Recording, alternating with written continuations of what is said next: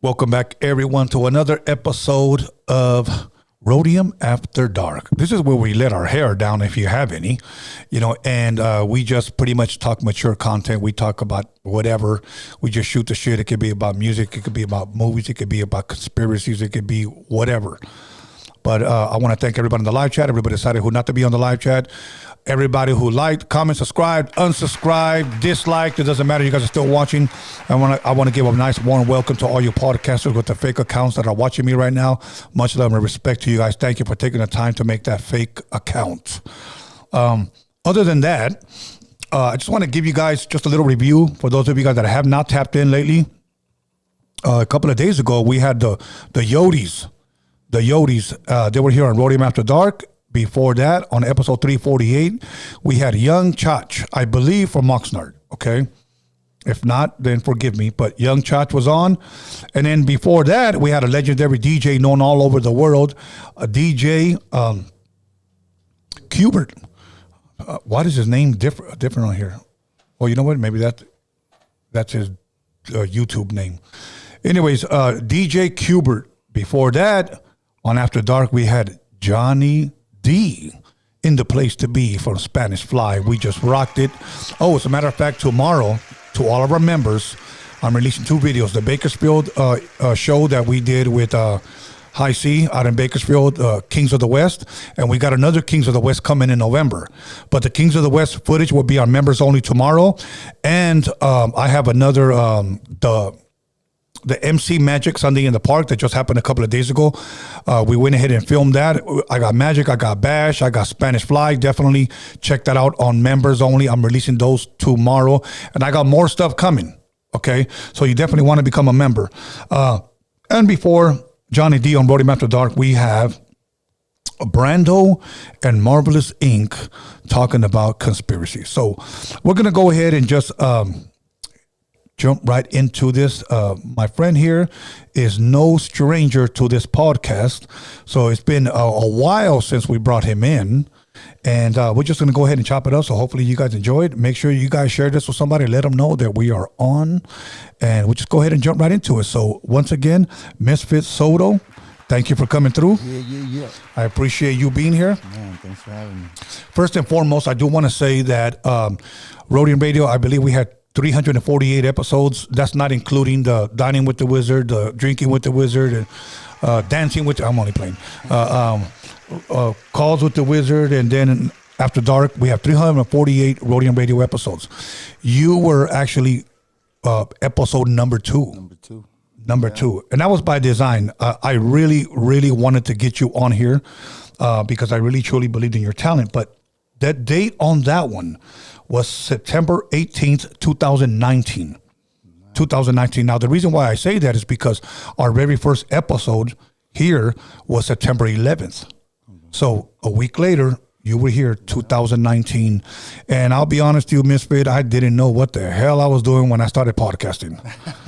It's just one of those things you jump into, man. And yeah. You figure it out as you go, Exactly. So what happened was I had heard about you, and you had reached out to me, and I'm glad you did, okay? Because when I'm just going to be straight up and be honest with you, because we're on Roadium After Dark, I have yet to meet, okay? And then I'm going to clarify what I say. To meet a Chicano rap artist that really blows my mind, bro. Thank you, man. Okay? You are one of them. Mr. D was on his way to becoming one of them. I believe he's very talented. I didn't believe he was there yet, but I believe he was very talented, and I stand by that. Yeah. But when you reached out to me not thinking very highly of any Chicano rappers since the 90s, because 2000s, when Chicano rap started taking off, and it turned more into gang rap. Right. Okay? Neighborhood rap, sureño rap, whatever you guys want to call it. So when you reached out to me, you said, hey, man, I would like for you to do a cameo on my video, a video that you were directing. Yeah. And a guy that you introduced me to, Joe, who filmed the video. Yeah. Okay? And because of you, he's the guy I used to film Mr. D's video. Yeah, he's badass. He's badass, okay? So what happened was I said, email me the song because I didn't want to tell you yes, immediately. I heard it and I was like, wow, I'm impressed. Yeah. I showed it to my son, and my son is a Meek Mills. He's a Jay-Z. He's a lyric guy. Yeah. So I showed him that, and he said, I think you should do it. Yeah. I said, I think you should do it. So we went down there, had a great time. And after that, we began to build a relationship. You began to play me more stuff. I was curious. And let me tell you guys, I know I'm doing a lot of talking, but he's going to talk right now. But I have to say this. When I saw you do your own production, do your own directing, do your own editing, do your own tracking, your own mix and mastering, even edited his own videos. Yeah. All of that, bro, I had yet to see a person do. So I was very, very impressed, man. And that's why when I started the podcast, I said, okay, this guy's got to be my number 2. Yeah. He's got to be. So that was, once again, September 18th, 2019.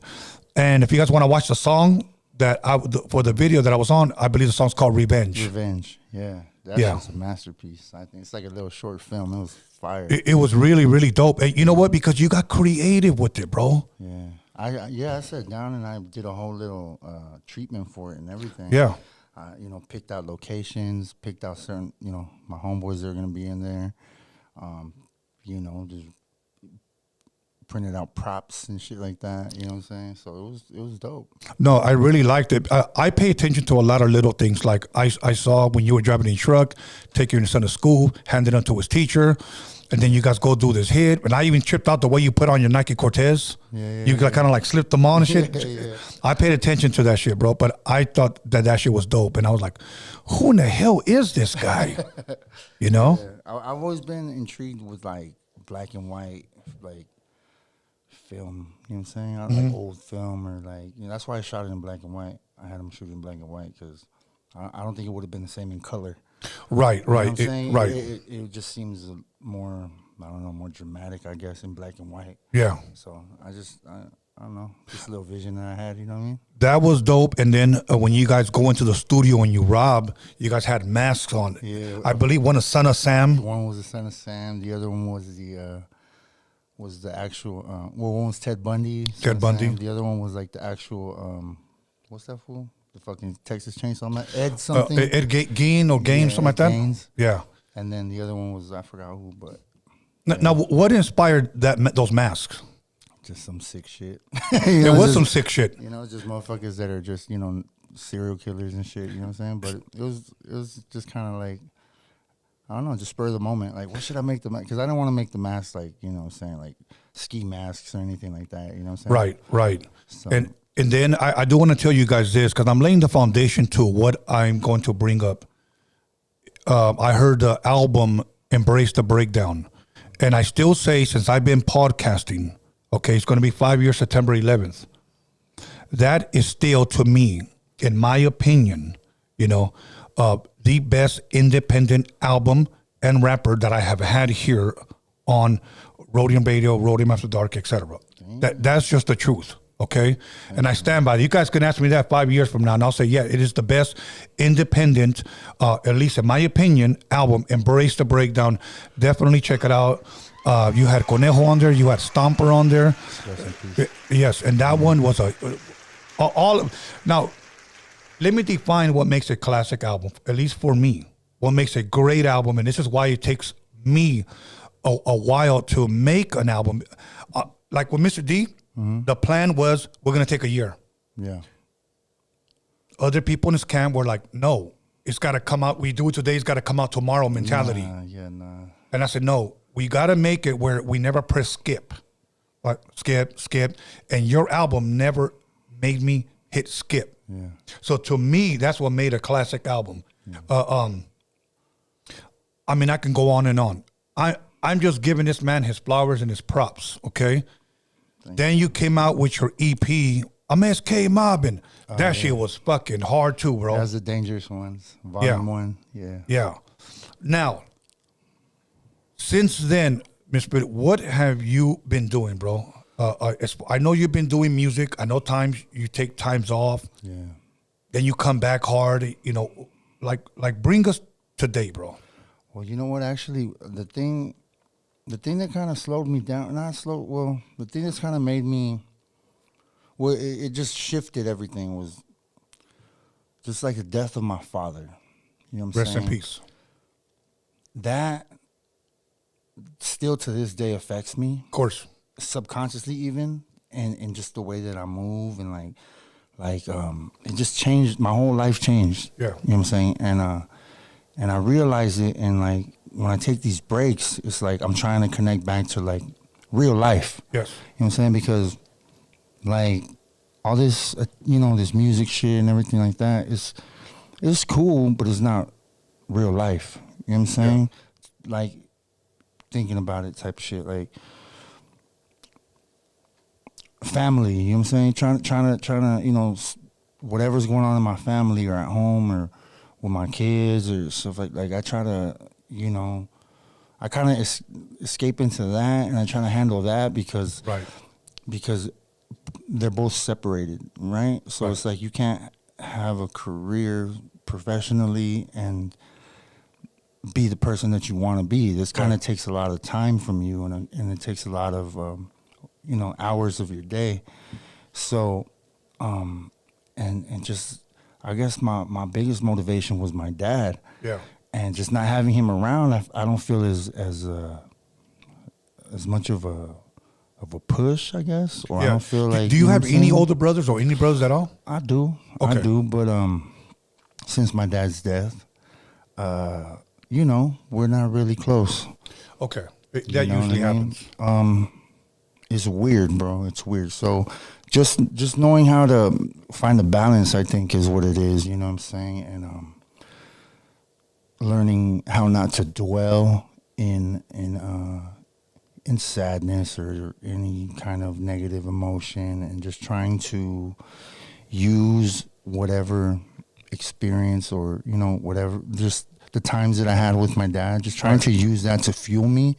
Right. Is rather than bring me down. Right. Is been my struggle. You know what I'm saying? That's what's kind of like made me stop a little bit. Yeah. But right now I'm kind of getting like, okay, trying to figure it out. And right now I'm kind of figuring it out. You know what I'm saying? So he was just a big factor in my life that I didn't realize at the moment. You know what I'm saying? That I didn't realize until after he was gone. And how old was he when he passed away, if you don't mind me asking? He was 62, 63. See, that was when my mom was at that age. So that's a very, very young age, bro. Very young. And then, not being able to see him because of COVID. So I couldn't be there in the hospital with him. I couldn't say goodbye to him. I couldn't do none of that. So that fucked me up a little bit too. Yeah. Maybe not like directly, but like I said, subconsciously, you know what I'm saying? Like there's something missing there that it's like, it doesn't click until like years down the line. Like, okay, I kind of understand now why I'm acting this way, or okay, there's something deep inside that I'm not aware of that's happening. You know what I'm saying? So just my little breaks that I take are just little breaks that I take so I don't go crazy, bro. You know what I'm saying? Yeah. So are you saying that it's official right now? You were pretty much taking a break. Right now, I'm off from taking a break. I'm coming back as far as like, that's why I hit up Alex. I'm like, hey, set something up. You know what I'm saying? Let's get it cracking, because I just recently linked up back with O&B Records, which was the first label that I was with, and things kind of they weren't, things kind of went south. You know what I'm saying? But I reconnected with the homie OZ, and everything just is like straight out. You know what I'm saying? It's just everything is transparent. Right. And we had an agreement, and we're in a partnership right now, and we're gonna be working together again. Okay. And but everything is transparent. Everything is lovely on both sides. You know what I'm saying? So, he showed me my respect as far as that goes. You know what I'm saying?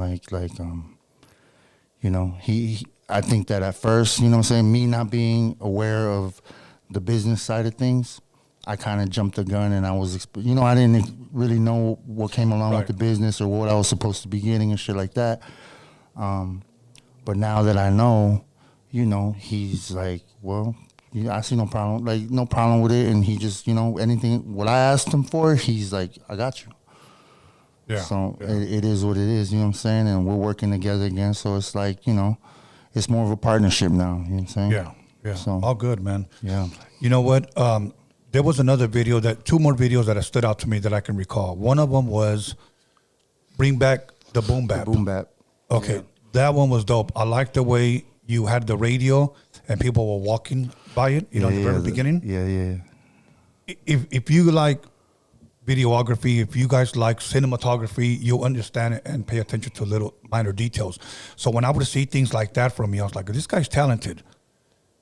The next one that I really enjoyed, I really loved the idea when you played that zombie. You got bit by a zombie. Yeah. Okay. What was the name of that song? That was like BOZO. BOZO, yeah. That was for you know, that was kind of like me shouting out at the time. The homie. At the time, the homie. Yeah. Okay. But I really, really liked the concept. They remind me of some Night of the Living Dead or some shit, you know? Yeah. So when I would see those right there, I would say, this guy's really fucking talented. So now, this is what I wanted to get to, okay? I don't remember what artist I had here or who I was talking to, but I brought your name up. Mm-hmm. And the reason why I brought you up was because I think very, very highly of you, okay? And many times, when I see people don't live up to the expectations that I had of them, and maybe it's unfair because I expect greatness from people that I think greatness can come from, and I'm referring to their talent. I told Alex, I said, man, that guy right there, this is when I met you, this guy could be like the Mexican Post Malone. And I told you in person, I could see you performing at Coachella, bro. I could. So having painted that picture in my mind about MISFIT SOTO, and then I feel that your career went stagnant for a while, I was like, bro, I want to see that BOZO. I want to see that bring back the boom bap. I want to see the this is my revenge type of shit. Just take the fuck off. Yeah. And then I felt like, can he still do it? Yeah, but he hasn't done it. And I meant it in a sense of, I want to see him win, but he's not winning. He needs to take off. He needs to blow up. You guys don't know who MISFIT SOTO is. That's in the respects that I meant it. I never meant it, and I made sure I told Alex. I never said, that guy's whack. I would never say that, bro. I would be lying to myself. Yeah. Even if I was angry at you, I could never take away a man's gift, you know? But I was just like, it was almost like, MISFIT, bro. Well, that's it. The thing is with that is like, what's your definition of being successful? You know, if you think that making it to Coachella is like important and that's to you is success, well then I failed. You know what I'm saying? But like, if it comes to how many people I reach, how many people I touch with my music, you know what I'm saying? How many people I help with my music, then I feel I've been very successful. Because I get those DMs, you know, where people are like, man, your music got me through this and this and that. And that to me makes it worth it. That to me is being successful, you know, being able to connect. I think that's the most important thing. I guess my definition encompasses all of that. I'm just a straight artist, bro. Like I'm very, very artistic with my shit. Like how did Erykah Badu say? I'm an artist, so I'm sensitive about my shit. Like, okay, and you know what I'm saying? Like that. I'm really, you know, I'm just not concerned about like mainstream shit like that. I guess you know my goal is more is the connection. Okay, the connection with people because it feeds my soul. See, I wish I would have gotten that vibe when I had first met you because. No, trust me, that's come along with time. That's like where I'm at with it now. Okay. You know what I'm saying? Like that's something that at first I was in it for everything else. Yeah. You know what I'm saying? And I wanted to do all that, but right now, like, you know, it's been already 5-6 years. It's like things are different and things are just there's different things that mean different things like to me now. You know what I'm saying? Like, let me give you an example because you have a very distinctive voice and you come off very, very good on the mic. You have good mic presence, bro. And I don't say that about a lot of people. I don't. I mean, as a matter of fact, look, people send me shit on DM and it's shit, bro. It's shit. Okay, you know, so and so just rapped over a 50 Cent beat. So and so rapped over a Kanye beat. So and so rap off of your beats, bro. Yeah. Rap off of your beats. Stop rapping off of other people's beats. Rap off of your shit, bro. Be different. So when I heard you being different, I think to myself, where are our Mexican Kanye West, our Mexican Dr. Dre's? Not saying that we have to be like them, but I'm talking about status-wise. Yeah, status-wise, right. That's what I'm talking about. So when I heard your music, I'm like, okay, this guy is it. This guy is one of them. You know, I believe that Mr. D could have been one of them. Yeah. You know, my expectations for him were high too. I just think that maybe my picture. Let me give you an example. See, look, Tony. Look. At the same time, it's like I could be on my way up, but there's always somebody or something that's a part of our own culture that's going to try to bring us down. Absolutely. That's probably one of the main issues, is that there's always somebody or something always trying to bring you down, bro. Especially involved in this type of industry, or like just with this culture. You know what I'm saying? It's like motherfuckers don't push each other.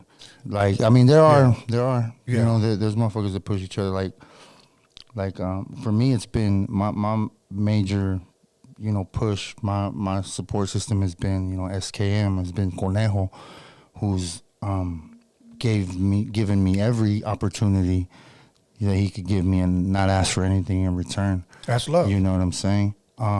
He's a mentor. He's a friend. He's a big brother. He's, you know what I'm saying, like, important to who I've become as well. You know what I'm saying? Right. He's given me nothing but opportunity. And I've you know, I've taken advantage of that. You know what I'm saying? Not advantage in a bad way, but I've of course. I've done my shit. Opportunity that he's giving you. Yeah, of course, I've done my shit. You know, but then you got them other people that they got a platform too or something, and they just try to bring you down. You know what I'm saying? So it's kind of like you got to work against your own people. It's fucked up. You know, it's funny, Misfit, because one of the first things that people started saying about me when I first started podcasting, that Tony doesn't fuck with raza, he only fucks with blacks. Okay, I've heard that and read that a lot. Right, they all said that, and I'll say it again. Not a lot, but certain. Right. You know what I'm saying? You know, and I say it again. Blacks were paying me, bro. Yeah. I was touring with blacks, and blacks were paying me. I had never I've never met a black guy that hated on me. Yeah. It all came from our own people. Yeah. Okay. Even when I was DJing amongst blacks, I got my respect because I was dope on the turntables. I was dope with production. I was dope with the drum machine. They paid me my respects. In the late 90s, when I started working with raza, believe it or not, I started seeing the ugly part of the industry. Yeah. Talented guys that I was working with, but when they don't want to pay, I'm not trying to work. You know? Right. Then they'll use this as an excuse. Oh, but you work with those black guys. They were paying me. Yeah. They had budgets. They had record deals. Yeah. You have nothing but swamp meat money, and you want me to do, you know, beats for $200 when I was making like $60K an album. Yeah, that's crazy. Okay, so that's the school that I come from. So come 2002, I disappear and I start working. Y'all heard this story. I'm going to say it again. 2017, I don't know who's out there. I don't know who's dope. Matter of fact, Alex was one of the guys, hey, who's popping? Mm-hmm. Oh, this guy right here. We heard he's the next guy to blow. Okay, fuck it, let's bring him on. Okay? And respectfully, rest in peace, I'm going to say this. Nida was my friend since 1994. So when I came back, I reached out to him. Yeah. Hey, ¿cómo estás? How you doing, bro? Everything good? Yeah, man. I say, bro, I got this podcast. I'm doing this. I eventually want to bring you on. Blah, blah, blah. Okay. What do you think about this artist? Okay, that guy's cool. I was kind of getting, because I didn't know who these guys were, but I was trying to give them a platform. Right. You know. I remember that. I remember you was like, okay, we gonna focus on raza to like, you know what I'm saying? I remember you doing that and saying that, you know what I'm saying? Because first it was like, okay, I'm gonna do, you know, and it's gonna be just, you know, as a dedication to Steve Yano, you know what I'm saying? And but it grew into something else, something bigger. It grew into okay, I'm gonna shine light on raza artists, you know what I'm saying? And you did that, fool, you know what I'm saying? Because there were no platforms. Do you recall any other platforms when we're talking about live streaming podcasters that were giving raza rappers an opportunity? Was there anybody? At that time? We're talking about 2019. I'm sure there was one or two, but I don't remember too many. No, I don't think so. I think it was just directly focused on that. No. Yeah. I think it was just you and maybe a couple others. I don't know, but yeah, that's pretty much it. I don't really remember. I don't think so. Yeah, and then my calendar started getting full, bro, and there was a lot of. I'll tell you where I started getting. But your podcast is you don't post like fucking bullshit. Like you don't post like drama. You don't post like fucking this person said this about like you just post the fucking shit like the you know what I'm saying, the interviews. You don't post like little clips talking about this person said this about this, you know what I'm saying, like all that negative shit. You don't do that, you know what I'm saying. You're the only podcast that doesn't do that. I think nowadays, you know what I'm saying. Okay, so you line up all the Raza podcasters and you throw Roadium Radio at the end. Okay, take down all the podcasters that start drama, that start beef, and are nothing but cheese mate. Take them all down. And you'll be left with one, and that's Roadium Radio. Yeah, that's true. That's true. Because within those 5 years that I've been here, that's all that started. Yeah. Cheesemate, drama, and beefs. Yeah, I don't think I've ever seen one clip where it says so-and-so says so-and-so that so-and-so said this or did this or did that. You know what I'm saying? And if anything, it was the total opposite. Let me give you an example because you were a part of it. So I have Night Owl coming in on 2019, December 18th. Yeah. At this time, Night Owl was my friend. And I called him in. And he sat down and I had asked him, hey, Misfit is my friend. And I told him that. And I said, can we talk, bro, and squash this? Because you guys are going back and forth. And I feel like, hey, I'm getting killed by the fallout. You're shooting missiles, he's shooting missiles, you're shooting missiles. And I'm like, hey, cálmate. I was doing memes. Yeah. The voiceovers and shit. And he was doing the same thing, And I told him, and he said this, for you, yeah, look, and he spoke highly of you, bro. There was just something, I guess, that he said that, and I think it was a mix-up, but he was like, the guy's talented. He never took that away from you. Yeah. He just, the guy's talented, bro. The guy's fucking dope. He said, but it's just that I don't like that he did this. Do you recall what that was? I don't know. I think because the Untouchables album, and he had a song called The Untouchable, or album called The Untouchable, and then like I guess because he didn't know who I was at first. He said something about, okay, these other guys, I know who they are, but who the fuck is this? You know what I'm saying? Right. On Facebook. And so I, some petty shit. And then I just started going in on that fool. But afterwards, after we squashed it, that me and him became really cool. Like I would hear from him at least once a week. I'd talk to him on the phone. Yeah. And he'd always fucking kick me down some game, like telling me all types of shit. And he bought a couple of beat packs from me, and we was good. We was cool up until I think I talked to him the week before he went to the hospital and passed away, bro. I talked to him like a week before that. And you know what, bro? That came together on December 18th, 2019, because I set that up. Yeah. And now that was funny. He was funny. Yeah, he is. He was. You know what it was about him is he's just old school, dog. Yeah. He just talks shit nonstop, bro. He has no filter. That's it. He's one of them fools that's just, or he was one of them fools that's just gonna talk shit because he's just fucking. That's just who he is, But he doesn't really fucking. It doesn't make him a bad dude. He's just a shit talker, but he's cool as fuck. Because when he wants to help you, he's gonna help you. You know what I'm saying? Or when he wants to put you on game, he's gonna put you on game. Absolutely. When he didn't like somebody, he'll tell me, "Fuck that motherfucker." And I was like, "Okay, bro, okay." See, now let's look at it from a different perspective. Can you imagine if I would have said, "Yes, they're fighting." Hey, so what's up with you and I? What's it? You gonna suck that fool up? You see what I'm saying? Yeah, exactly. I could have played that side. I could have called him up and told him, "Hey man, what do you think about MISFIT? You throw down with that fool or what?" Yeah, he could. I wouldn't do that. Okay. Then my next biggest one was trying to squash a 15-year-old beef that he had with Spanky Loco. Oh yeah, that was good luck with that one, right? That Spanky Loco interview should have been a pay-per-view, to be honest with you. That one was deep, bro. That one was deep. That's it was heavy. It's heavy. That beef was heavy. And you know what it was? Night Owl, Well, at least he told me, I'm down to sit down and talk to him.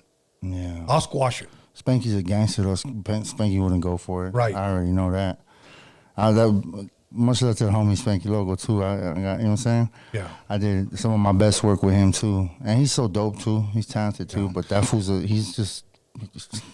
that fool don't give a fuck either. You know what I'm saying? He's just like, but you know what? He's respectful. I think after he passed away, that fool really, you know, he said some words about him. You want another beer, bro? Yeah, he said some words about him that were cool. Yeah. You know what I'm saying? Cool as fuck. Like he paid his respects to him. You know what I'm saying? Alex, can you go get us a couple of beers, bro? I'll go ahead and start drinking with you. I have a michelada mix. I don't know if you want to try to do. I'm down. I'll try it. I got a michelada mix in there, and then eventually, if you want to bring out the tequila, because we always get lit when we get together, get bro. drunk.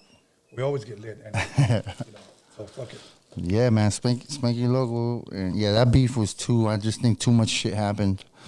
Too much shit happened, and well, just that one incident, but it was just it affected him so much. You know what I'm saying? And you know what? It caused division because people were on Night Outside, and then people were on Spanky's side. Because I remember talking to Spanky afterwards. Okay, he called me. I might as well just give you the whole scoop because this is a Roadium Radio After Dark exclusive, guys. I've never shared this story on what happened that night when Spanky pretty much said that he didn't want to. Right. You know. So let me turn off this. Let me take off this thing, and then you guys will go ahead and I'll give you guys the scoop on what happened that night that I interviewed Spanky Loco. Hey, Alex, can you look up on your phone what the date on that Spanky Loco interview, bro? And then kind of like give it to me, and I'll announce it here. Okay. Let me put this over here. I think that's my side. And I got the bottle opener right there. Okay, let me see.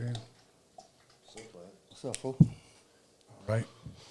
This one is pretty good. I usually just line it up to the bottom rim. You just what? Okay, you just. Yeah, just I line it up to the bottom rim right there. See that little rim right there at the bottom? Yeah. No, because I already poured my beer. Oh, okay. What's that? May 6th, 2020. May 6th, 2020. Okay, so I had him here January, February, March, April, May, so like 5 months after Night Owl, okay? And I remember talking to Spanky, and a lot of people may not know that was actually the very first time that I've actually ever met Spanky was the day I interviewed people. So for all you podcasters that are wondering, 90% of the time, the only time I ever meet these rappers is when they come here, you know? It's not like I had ever known or met Spanky before. So here's what happened, bro. And it's old, but I've never told this story, so I'm going to share it with you. So Spanky comes, and he seems a little tipsy. and I give him, like, I made sure you want a cup of coffee? Yeah, fuck it. And I believe he sipped a little cup of coffee. He had just came back from a funeral, so maybe he was getting lit because, you know, he missed a loved one. And I asked him right before we went live, because I had told Night Owl, I'm going to ask him, bro, if you guys can sit down. Yeah. Since you're down, let me see, you know, I've already helped squash the MISFIT, you know, which just wasn't me. It took participation from you and from him. Right. So I asked him, hey, man, can I ask you about anything about Night Owl? And he goes like, nah. Right. He didn't even say no. He just went like, and then I said, can I ask you anything about Tekashi 6ix9ine? Remember he was chasing Tekashi 6ix9ine? Yeah. Yeah. And he was like, nah. So back then, if you recall, Misfit, we used to take breaks, 10-minute break. Yeah, I remember that. 10-minute break. I didn't know what I was doing, so I just did that, you know. So and then we took our first break, and I asked him, hey, man, do you mind if I ask you, everybody in the live chat wants to know, can I ask you the Night Owl question? I have a question that I need to ask you. And he goes like, he wouldn't even answer me, just went like this. All right, cool. So I'm talking to him, and then I'm looking at the live chat, and it just keeps going up. Yeah. So then he has, he's showing me, I guess, a Spanky doll that he has, all tatted up. And I said, maybe you could let me have it. I'll put it right next to my Night Owl doll right here. Yeah, I remember that. And he goes like, oh, okay, cool, you know. Yeah. So, all right, everybody, we're going to take a break, call somebody, text somebody, slap the shit at somebody, let them know that, bro, blah, blah, blah. Okay, we go outside, and I ask him again. The third time I asked him, do you mind if I ask you about Night Owl? I didn't want the night to go on without that because I really wanted this 15-year-old beef squashed. So he says, like this. Right. He gets a phone call, okay? Right after I asked him, and he walks away, and he's holding it, and he's laughing, and I'm thinking, what the hell's going on? He hangs up, and he walks up to me, and goes, "What did you want to ask me?" "I wanted to ask you if it was possible for you Night Out to sit down." He goes, "Okay, ask me that." It shocked me. Okay. We were outside. So here it comes. "I wanted to ask you if you could possibly sit down with Night Out, blah, blah, blah." And we all know how the night went. I shit on that dog. Yes, bro. It shocked me, bro. Because I thought he was on a positive thing. He goes, what the fuck are we talking about? What are we talking about? What the fuck are you saying? Yeah. He got Joe Pesci on me, you know? And he goes, "But I'll shit on that fucking dog. I'll wipe my ass with that dog." And he kept saying that. I'm like, fuck. So that would have been a great opportunity that if I wanted the craziest views, you'll fuck his ass up. Or make little clips about that shit. Yes. So, you know what I did? I just said, okay, so when does your new album drop? And I just changed the subject. Right. I could have been like these podcasters today, bro, that edge him on, you know, and even lied, "Look who's behind you." You know, I didn't do that. Yeah. So here's my point, and then we'll move on, okay? About 2 weeks later, okay, and Spanky, by the way, called the next day, and he apologized to me for saying what he said. And I say this respectfully, bro, because he's his own man, bro, but here's what he told me. I had to say what I said, bro. And I didn't understand that, like, and I'm thinking, what, did somebody tell you to say that? You know, he goes, I just had to say what I said. All right, cool. This is the part that I've never shared with anyone. I get a call about 1 o'clock in the morning. I was in here, and I'm kind of buzzed. I'm walking in, I see my phone going off. And I won't say his name, but it's a guy from San Diego. He's fucking drunk. And he tells me, "You came out of nowhere, and you took what was ours." Okay? This fat lame was drunk on some cheap gin. Then he just says, "Hey, I don't know if you know this. During the last break, did you see Spanky on the phone?" And I said, "Yeah." And he said, "Night Owl called him and told him, 'You better tell the truth, motherfucker. We're waiting for you outside.'" That type of shit. Wow. Yeah, so I started putting 2 and 2 together, and I'm kind of buzzed. So I said, "Fuck it, let me go to sleep on it." Damn. Wake up the next morning, started making phone calls. Spanky was living here in the Harbor area. We go out to lunch, me, my boys Seven and Angel, and I asked him the question. I said, "I need to ask you something, bro, for me. That night that you got that phone call, when I asked you the Night Out question, and you said no, and then you came back and said, 'Yeah.' Was that him on the line?" And he just went. So now I understood when he said I had to say what I had to say, because he knew he was watching. Right. There it is there, bro.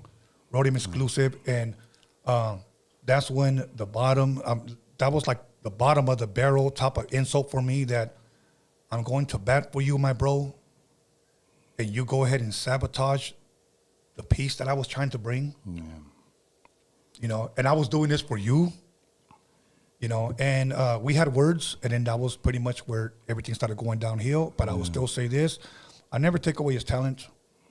I always have respected Night Owl, and may he rest in peace, bro. Rest in peace. You know, and I sent my condolences with a friend to his funeral, to his mother and his father. Yeah. You know, but that was it, bro. And that was just something, bro, that always bothered me, because I'm like, bro, I'm going to bat for you, and you do this. Yeah. And he didn't deny it, bro, when I asked him. So. That's crazy how you even got Spanky's number. Trip out. Now, what was I going to tell you? So that was in May, you said, correct? In May when that happened. Yeah, May 6th. So much has changed from there, bro. And I wish we could have talked. I wish we could have squashed all the bullshit, but that's pretty much how it all happened. Amongst other things, which I won't ever, you know, say, because I'll just say one thing. One of the last conversations that I had with him, he tried to play selective politics with me. He tried to apply politics on me when I don't even live that life, bro. Man. And I just told him, you know what? in nice words for right now, I'm going to say, I'm good with that, bro. And from there, he started going live talking about me. But that's what a lot of these podcasts are doing today, playing selective politics. Yeah. For an example, your shit is banging. You know what happens? He ain't from nowhere. So what? Right. So what? Has that been the story of MISFIT SOTO? Yeah. I said a bar like that in my last track that I released. Go ahead, can you spit it? I forgot it. I said something. Rappers thought that I was soft because I don't bang a set, but I'm a bigger threat for everything I represent. I mean, at least you can rap. You got these other guys that couldn't even rap the malice. You know, for real. It's like, I don't know, man. Just like, they seem like they don't take me seriously because I don't bang. But it's like, fool, like, you know, I interviewed a guy. I got here. a small circle. Yeah. And they just, you know what I'm saying? Like, I just say what it is. It's like, I don't need a bang, bro. Like, I got my day ones with me. And anything goes down, it is what it is. Like, I don't, if it comes to that. Yeah. You know what I'm saying? Not that I'm on some positive shit, fool. I don't be fucking hating on nobody. I don't be, you know what I'm saying? Even motherfuckers that talk bad about me, I still don't hate on them. Yeah. You know, but that was one of the things that I was hearing from nowhere. What does that have to do with his album? Right. You know? So I interviewed a guy here that's from a hood. He's like from a real hood. But because he's never went to the pen, he's not a real one to the audience. I'm like, why don't you see it as that maybe that's the guy that never got caught? Right. You know, all you other guys got caught. Repeatedly. You know? I would rather talk to the guy that didn't get caught so he could tell me how he didn't get caught. Yeah. You know? I don't understand, I was in level 2. And then guys, like, I just barely learned this shit. Level 1, level 2, level 3, level 4, okay? Not that I'm making fun of anybody. But you have a guy that says, I went to the pen. Oh, yeah, how many years? I did 5. What level were you at? Level 2. Like, what the fuck? Isn't that the pen? You ain't about it, fool. Nah, yeah, isn't that the pen? Like, there's even battles about levels. Like, so when people say there's levels to this. That's just that mentality, man. That's the mentality that's just like, I don't know where it comes from. I mean, I don't know. I don't know, man. I'm just trying to elevate. You know what I'm saying? That seems just like to be proud of your mistakes is like, you know what I'm saying? It's just crazy. You know, one thing that somebody sent me a video of you singing. I guess you were singing over like an acoustic guitar recently. I want to say maybe it might have been an old video, but it was probably about a month and a half or so. And I remember I showed it to this guy, and I'm gonna keep it real with you. And I told him like this, bro, this guy has it right here. Yeah. But again, my expectations are humongous. Right. You know, I remember when I think I know what you're talking about. I was warming up. I was doing some gonna do some hooks, and I was just warming up with that shit. You know, and I was like, I posted it just like fucking around, you know. Yeah. Look, Armando, because that's the way I know you. I feel weird to call you Misfit, but let me say this. One day you wrote, and I still kept that screenshot. You wrote and you made a post. I wish Tony A would be my manager. Remember you wrote that? Yeah, I did. Okay. Yeah. And let me tell you something, bro. That was a blessing to me that you would even consider me. But please understand that this is how I saw you and see you. I would have said, you're not going on none of these guys' podcast. That's what I figured that. We're going to fly to New York. We're going to meet with a couple of my friends because I want you to sharpen up your sword with some real spitters out there. You know, I know my boy that lives in Harlem. He could introduce us to a lot of guys from the Wu-Tang. You know, I just want to take you out the neighborhood so you can see that the world is fucking bigger. Right. You know, and I know you see it when you travel. Right. You know, but I just want you to see that it's bigger than LA because I still ain't been to New York. Any promoters out there on the East Coast, get at me. I still ain't seen the East Coast yet. Yeah, you know, and let's think Europe, Misfit. Let's think, you know, the international market. Let's think Japan. Let's think Canada. Let's think Australia. That's where we need to go. Yeah. And if Ali doesn't like you, oh well, you're getting paid over there. Yeah, but you know what's crazy too? I get a lot of people from overseas that hit me up on my YouTube. Yeah, like they comment like, "Oh, Australia got your back. Australia tapping in." You know what I'm saying? Copenhagen. listening to you from fucking, you know, Westminster, not Westminster, some fucking somewhere in the UK, like just different places, bro. And it's fucking dope. I be tripping out. I'm like, damn, that's what's up. Vietnam, I got a lot of fools from Vietnam. You know, and right now we're living in a time where your music can travel, dude. Shit can go viral, bro. And that's what I would have said. You know, don't even bother right here. You know, let's go ahead and let's travel. You know, Amigo, you want to bring that out? Yeah, it's all the way in the back. So hold on. I don't want to be dropping shit. But you know what? I did want to bring up. There we go. I did want to bring up. You were on a certain podcast not too long ago, and I don't know exactly when it was, but I didn't see it. But somebody sent me the clip. Just got released, I think, yesterday. I was walking my grandbabies in the park, and you were a guest, and some guy called in. Okay. Yeah. Some guy called in, and then he was saying something like, "You can just you hand it to me, mijo, over here or whatever." All right. He called in and said, "Hey, you know what? I rolled up on you. You didn't say nothing, or." Do you recall what part I'm talking about? I know what you're talking about. Well, can you walk us through what happened? This fool, okay, so this fool, I've been trying to squash this shit with this fool for like ever, right? Because honestly, you know what I'm saying, I was, there's somebody in my head, in my ear about shit, you know what I'm saying? So I kind of like went off on this fool a little bit. And I felt bad about it, you know what I'm saying? Yeah. I was really like, okay, fool, I fucked up. I was wrong, you know, because I came at this fool instead of trying to uplift him. Yeah. I brought him down a little bit. I was speaking down on him, and I snapped out of it like, yo, that shit wasn't cool.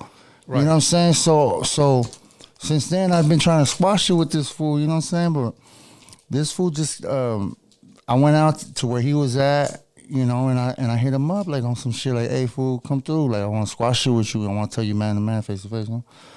All right, cool. I guess, you know, he pulled up, and, you know, I kind of let my guard down a little bit. Something, you know, this fool says he slapped me. Tony, I'm not getting slapped, bro. I don't give a fuck about I'm not getting slapped. This fool socked me, right? Socked me. Like he saw your face, your body? Oh, he socked me. He dopey me. Dopey me. Fool. I was smoking a cigarette. I went down like this, throw it, boom, socked me. Okay. You know what I'm saying? I know because of the little flash, boom. I was like, okay, this fool socked me. And then so I get up, I'm like, oh, okay, and I square up. And you know, it wasn't a fair fight. Okay. But if you know what that means, like it just wasn't a fair fight.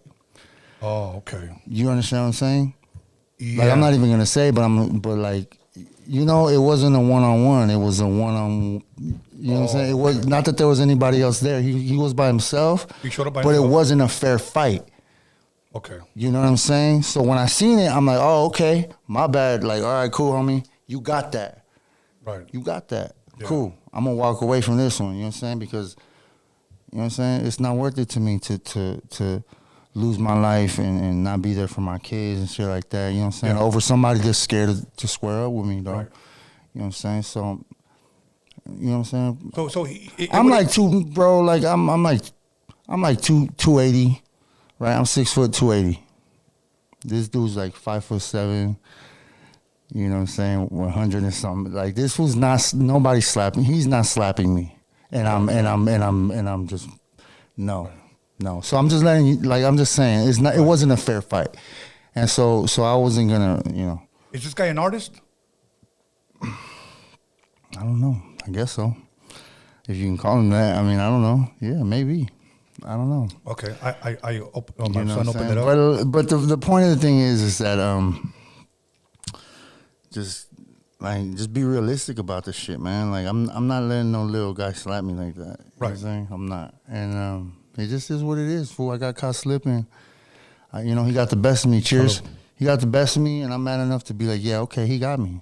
You know what I'm saying? But you know, had the circumstances been different and fair, then the outcome would have been different. But you know, I wasn't gonna go against How long ago was this? Oh man, this was fucking 3 years ago. 2 years, 2.5, 3 years. Bro, this shit, I'm telling you, I don't know why it keeps getting brought up. It's kind of like his only claim to fame. Yeah, bro, because it's like there's no buzz about anything besides that. Yeah. And it's like, stop it. I've been trying to squash this shit, man. Yeah. Like, whatever, it is what it is. I like his music, whatever, he's cool. I'm still, to this day, I don't hate on him. His music's dope, he's cool. Cool dude, okay. Like, I like it, it's cool. I've listened to it. And that's that, fool. That's just what it is, bro. I'm not a hater like that. You know what I'm saying? But ain't, you know, to push that narrative about me getting slapped, I'm a big motherfucker, dog. I ain't letting nobody slap me. Right. Straight up. Okay. And so that was about 3 years ago. Yeah, because the reason why I asked you that, and I asked you that before we went live, was because somebody dropped a video, like a video clip. And Blue Devil, Hater World. Look, the thing about them is, I get where they're coming from. The thing is about Blue Devil, Hater World is that's their niche. That's what they do. They you know, it's kind of when you fuck with them, you expect you know what to expect. When you fuck with them, you on their platform, anything, you know, controversial or whatever comes up, you already know what to expect. They're gonna clip it. They're gonna, you know, fuel the fire, and that's what they do. Okay. That's their you know, that's their thing. That's what they do. Right. And I knew what the fuck I was getting into, you know what I'm saying? So I don't hate them for it. I don't hold it against them. It is what it is. I knew what the fuck to expect. I knew because Opina was there. Opina's homeboy. Like, he's close with dude, you know what I'm saying? I already knew that shit was coming up. Oh, okay. You know what I'm saying? I knew it. I knew it was going to get brought up. I knew some dumb shit like that was going to happen. Right. But I stepped into it knowingly because, you know what I'm saying, it is what it is. As long as, you know, it's just, you got to have a little bit of drama. You know what I'm saying? You got to have a little bit of drama. And now, I just don't let it affect me like that, bro, because it really doesn't affect my numbers and my shit like that. It doesn't, you know. If anything, it's just, you know, a little drama in the mix, you know what I'm saying? But no, I don't think it's to the point where it's not serious enough, you know, for anybody to seriously get hurt over. You know what I'm saying? Like, shit just happens, bro. You know what? But it tripped me out because that you were there simply because, but like you said, you knew what you were getting into. But you and I believe Opina at one point. Shout out to Muggsy though, man. The homie Muggsy from right there. Be right there at the Hater World. That fool right there. He's a solid one. He's like, hey fool, you know, whoa, anything, let me know. I'm like, nah, it's all good. You know what I'm saying? Like he definitely, because he's a big Conejo fan. You know what I'm saying? So he's like, fool, anything you need from me, I got you. I'm like, nah, don't trip, fool. It's all good. You know, I ain't tripping. But shout out to the homie, bro. Okay. Yeah, now, love. How did it feel sitting there with Opina? And the only reason why I'm asking is because I believe that I interviewed him here like 3 years ago. Mm-hmm. And there was a little, and I say little because I don't know all the details, friction going on between you and him. Mm-hmm. I don't know how it started. Because of that, because of that dude. That I'm telling you, man. Oh, okay. See, because they're tight. Okay. And like I said, I was wrong, bro, because I started talking shit about this fool because I let somebody get in my ear. So I was wrong, fool, as far as that goes. Okay, you know, instead of me, like right now, I be trying to uplift motherfuckers, you know. I was wrong, my bad, you know what I'm saying? Right. So, but still, you know, so he was kind of caught in the middle because Opina don't really got nothing against me, you know what I'm saying? Right. Like, really, he's just like, okay, I'm this is my homeboy, so he's got to roll with his homie, and I get that. Right. I wouldn't expect anything else. Yeah. But I've always had a respectful relationship. Not even, well, you know, just we've been always respectful to each other. Yeah. You know what I'm saying? And I've given him his respect, and you know, he's you know, with the shit that he goes through, with his heart condition and stuff like that, as far as like what, you know, him striving and doing his shit is kind of inspiring too. It's like, you know, because a lot of shit, that type of shit that, you know, that heart condition that he has and he has to have whatever, that would stop a lot of motherfuckers, and it doesn't stop him. So I always, you know, commend him for that. You feel me? Yeah. When he came here, he was very respectful, bro. He was cool. We had a dope time. He had a great story. Yeah. You know, so that's what I was saying, because I didn't know that all of this tied into that guy or whatever. So it must have happened around the same time that I interviewed him here then. Because you said it was about 3 years ago. About 3 years ago. And I had Opina here about 3 years ago. Yeah. So, you know what? Salute to Opina, bro. Opina's cool, man. I never had anything against that dude, man. Now, moving on. Let's leave this behind. Yeah. Music, Misfit. Yeah.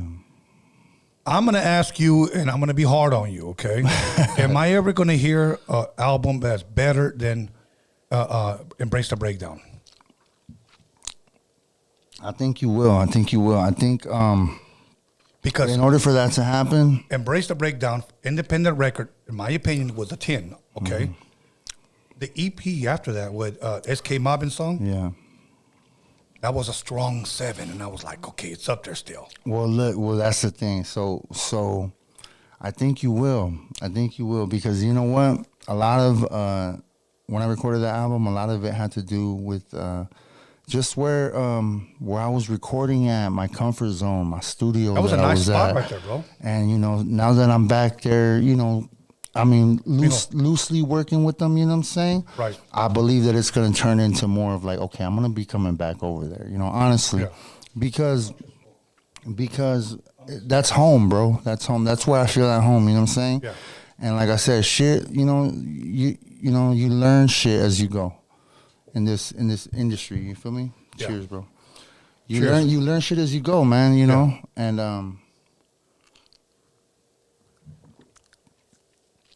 And when people appreciate you and people value you and treat you, you know, like you feel that you should be treated, Right.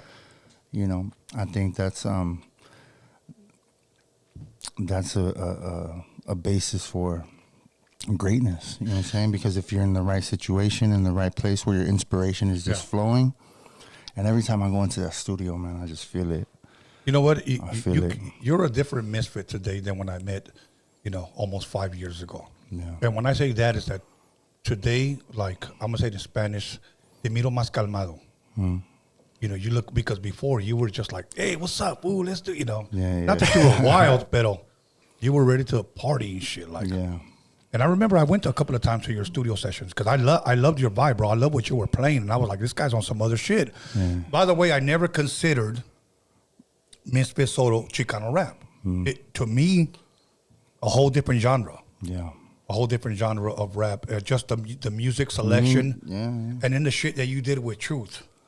Oh, yeah. Look, that's still, to this day, one of the most slept on albums. What was the name of that song? I did a whole album for Truth. Mijo, do you remember that song? I produced a whole Cold Ways. Yeah. Yeah. Bro. Bro, Yeah. listen to the Yeah. Truth album. There's a song on there, I think Cold Truth. It's called The Introduction. Cold Ways, yeah. Cold Ways, if that it's song. the right fucking song, is it? Oh, yeah. Yeah. That, just real quick, just that way you can see what it is. That's it. Stop it. That sounded like some Depeche Mode shit that should have been on the John Wick. Yeah. That shit should have been on John Wick. Me and Truth, look, I produced that whole album, 13 tracks, all produced by me. He came to the studio, we recorded that shit right then. Like, not in one day, but like maybe in a span of like maybe 4 months. Yeah. But every time he came, it was just fucking like, okay, I already had a beat ready, or I'd be making the beat, and I'd step out. I'd be like, all right, here's the beat, fool. Right. And, you know, I would set it up to where he could just press record and record his vocals, and I'd step out. Oh, okay. So I'd step out, and I'd get on my phone. I'd just be chilling. You know, 30 minutes later, Is he'd that be just like, to give him his privacy? Because whenever That's to give him, right. whenever I track somebody, I'm there. You know, Yeah, no, that's a little different for me, but I respect it. yeah. No, I that's to give him his complete private. If there was anything that I felt that I wanted to, you know, that needed to be changed, I tell him, okay, let's record this part over, and we do it together. Okay, let's record this part over. But initially, it was like, okay, I'm gonna step out, fool, handle your biz. So he would just boom, boom, and record himself, punching in, boom, boom, boom, whatever, and like, you know, and that's how we do it. That's how we did every single song. because it would just, he'd like to be alone and just listening to the beat and just fucking boom, boom, doing this shit on it.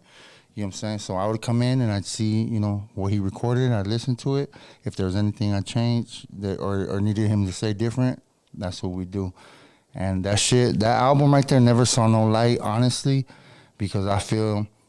and we promoted it here. Kind of, yeah, we did. But I just feel that, his team they just didn't fucking promote it as much as it should have been. I would have put a lot of money behind that shit because... You know what I'm saying? That shit, that album to me in that year was like untouchable, bro. Like nobody can fuck with that album. When we released that album, when he released that album,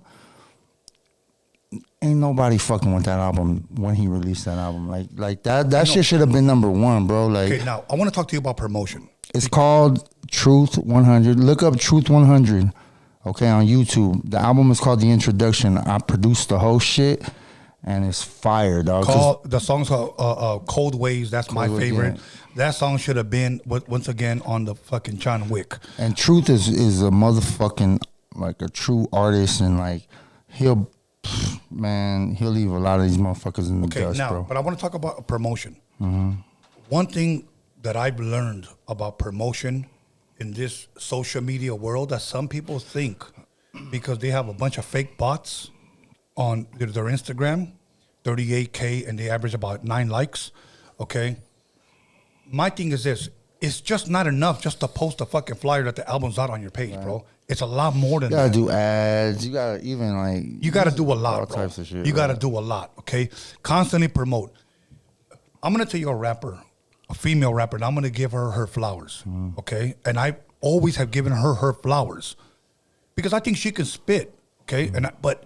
the thing about her, she is constantly promoting herself, and I'm like, wow, that's fucking dope. And I don't know if you ever met her, Reverie. Oh, Reverie is, you know what? Reverie is, she comes from the underground. She comes from LA underground hip hop. She's always promoting herself, bro. Reverie is, she's a different breed, bro. Mm-hmm. She's LA underground hip hop.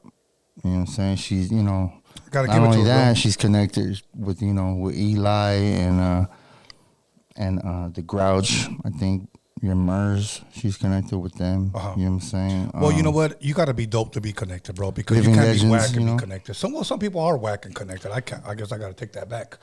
But yeah, because some people fucking want to mumble their way to the fucking Her roots top. run deep, bro. Her roots run deep. Her roots are deep, LA underground hip hop. Yeah. And it's hard, LA, to be like the underground in LA, bro. Like the scene back then, you know what I'm saying? Like let's say, 8 to 10 years ago. Yeah, it was hard, bro, because everybody was, LA underground is about having skill. It's about being different, or it's about, it's about lyricism. It's about being persistent. It's about, going to these ciphers or these spots and just fucking, doing your shit. You know what I'm saying? And if you're good that night, then you straight. You might get booed the next week. Right. You know what I'm saying? Like it's one of them things. It's just like you just gotta do it. You just gotta do it and jump into it and stay persistent and keep doing it. Misfit, I don't think I've ever asked you this question all the times that you've been here. We've had so much fun, bro. Mm-hmm. You've been once again on Roadium Radio several times. You've been on Calls with the Wizard. You've been on Dining with the Wizard. You've been on Freaky Tales. Now you're After Dark. Okay? Yeah. Dope. Okay. I want to ask you this question, and this is just overall. I'm not asking about Chicano rap. I'm not asking about black rap. Just overall rappers. Yeah. Mount Rushmore has 4 people up there. Yeah. Who is your 4 Mount Rushmore all-time rappers without naming yourself? Dylan. I'm just fucking with you. You remember that shit? When the hell was that? Yeah, Dave Chappelle shit. Dylan. You were ready because you already had your hand up. I rip and I rhyme. No, I'm just kidding. Okay. I rhyme and I rip. No, I'm just fucking with you.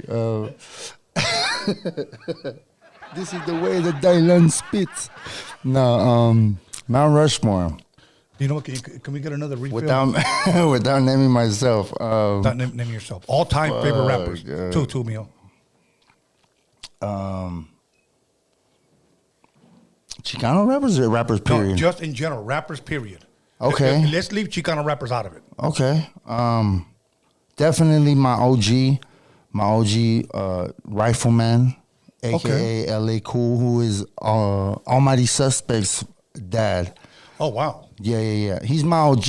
Okay. You know what I'm saying? Like the first time I seen Almighty Suspect, he was 18 months in the car seat. No shit. Yeah. When the homie LA Cool pulled up on me to sell me some CDs, but like before he ever pulled out a CD, he like talked hip hop with me for like 2 hours. I met him on a message board. I'm like, hey, where can I get some Rifleman CDs? So he dropped some hip hop glitcher. Fool, like look, not only that, I don't know if my homie's watching right now, my homie Rifleman, but look, I was 16 years old, bro. Okay, and there was this website called curbserver.com, right? And that's where all the Project Blowed artists were. And that's what I got introduced to underground hip hop, it was Project Blowed. Okay. You know what I'm saying? So that's where, you know, when I heard of Hip Hop Clan, CVE, of Mexican descent, which is Two Mexican Cholo Lancinco. Yeah. I had both of them here. Yeah.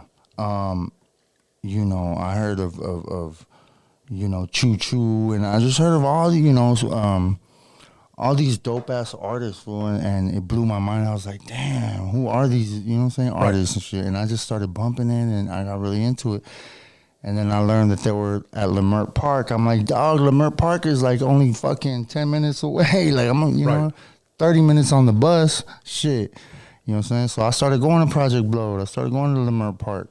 Right. And, but before that, it's like, okay, I hit up the homie on the message board, right? Where can I get some CDs? He hit me up. He's like, shit, you can get them through me. I'm like, what the fuck? You know, get them directly from the source. So I hit him up. He came to my pad. I was 16 at the time. And before he even pulled out the CD, he just parked his car right there and he just talked hip hop with me for 2 hours. That's awesome. You know what I'm saying? And I seen Almighty Suspect in the back, in the car seat in the back and shit. That shit was hilarious. I'm thinking about it now, you know what I'm saying? So he's your number one. That's my number one. That's my OG because he put me up on game. He used to live on 117th in Vermont. You know what I'm saying? Right in South Central. And that fool, you know, when he had shows in Hollywood, that fool would come pick me up. Oh, shit. Yeah, he'd drive down to Hawthorne to pick me up. Drive all the way to Hollywood, do the show, put me on stage just to do a verse, just to throw me on. You know what I'm saying? Just so that I could get up on there and do my shit. And you know, boom, drive me back home, and then go home. You know what I'm saying? It's like, who does that, bro? He's 10 years older than me. So at the time, he was 26. You know, he's from Broadway Crips. He's a Crip. Yeah. He's a gangbang. You know what I'm saying? Yeah. But at the end of the day, it's like, wait a minute, he's an artist, he's an MC. Yeah. What mattered to him was the music. I still don't know, to this day, I don't know what the fuck, you know what I'm saying, he saw in me, but it's like, or why he took me under his wing. And well, he saw the love that you have for the culture. When I said the culture, the hip hop culture, bro. That fool I was in high school, I was in 11th grade when I did my first album. And I told him, hey, fool, can we do a feature and shit like that? And I showed him a beat. And, like, we couldn't send beats. We transfer shit back then, you know what I'm saying? I gave him a beat, and he listened to it, and he had a verse to it, like, the very next fucking week. He came to my studio in my garage, bro. I had a Tascam 4-track. I had a little microphone with a clown nose on it. I was recording on this program called Mixcraft, I think it was called. Okay. Some bullshit like that, Mixcraft. But he still pulled up and he recorded his 16. He did he did a hook for me, and I did a verse and I put it on my album, you know, that I burned myself in high school. You know what I'm saying? Like 11th grade, fool. And that shit to me was like the best shit ever. You know what I'm saying? And throughout the years, you know, he's always been just in my early years, man, he was definitely just he inspired me, he motivated me, you know, he put me on stage, he just showed me mad love, bro. And this is for all those that tripping on that black and brown shit, or I don't know if they're still tripping, like, dog, like, this Let guy, that shit go. You know what I'm saying? For real. Grow like, up. I was a 16, 17-year-old you know, Chicano young cat. You know what I'm saying? And he's a black, you know what I'm saying, gang banging ass motherfucker. You know what I'm saying? Rappers, you know, MC. And it didn't matter. None of that shit mattered. And I'm glad you said it, because can you imagine if he would have said, "Fuck, that's Mexican. I'm not gonna help that motherfucker." He didn't see that shit, bro. He wasn't. Nope. To this day, bro, he's never been like that. To this day, like if I go to his pad, there's probably gonna be like a white dude rapping, an Asian, a fucking, you know, it doesn't matter. There's love. It's all love. It's all hip hop. Yeah. You know what I'm saying? And that's your number one. That's my number one, man. LA Cool, the Rifleman. 3 more. Yeah. All-time rappers. That fool, fire, bro. Okay. I want to say, who else, man? Damn, all time? Come on, man. You give me 3 more. All time. The greatest of all time.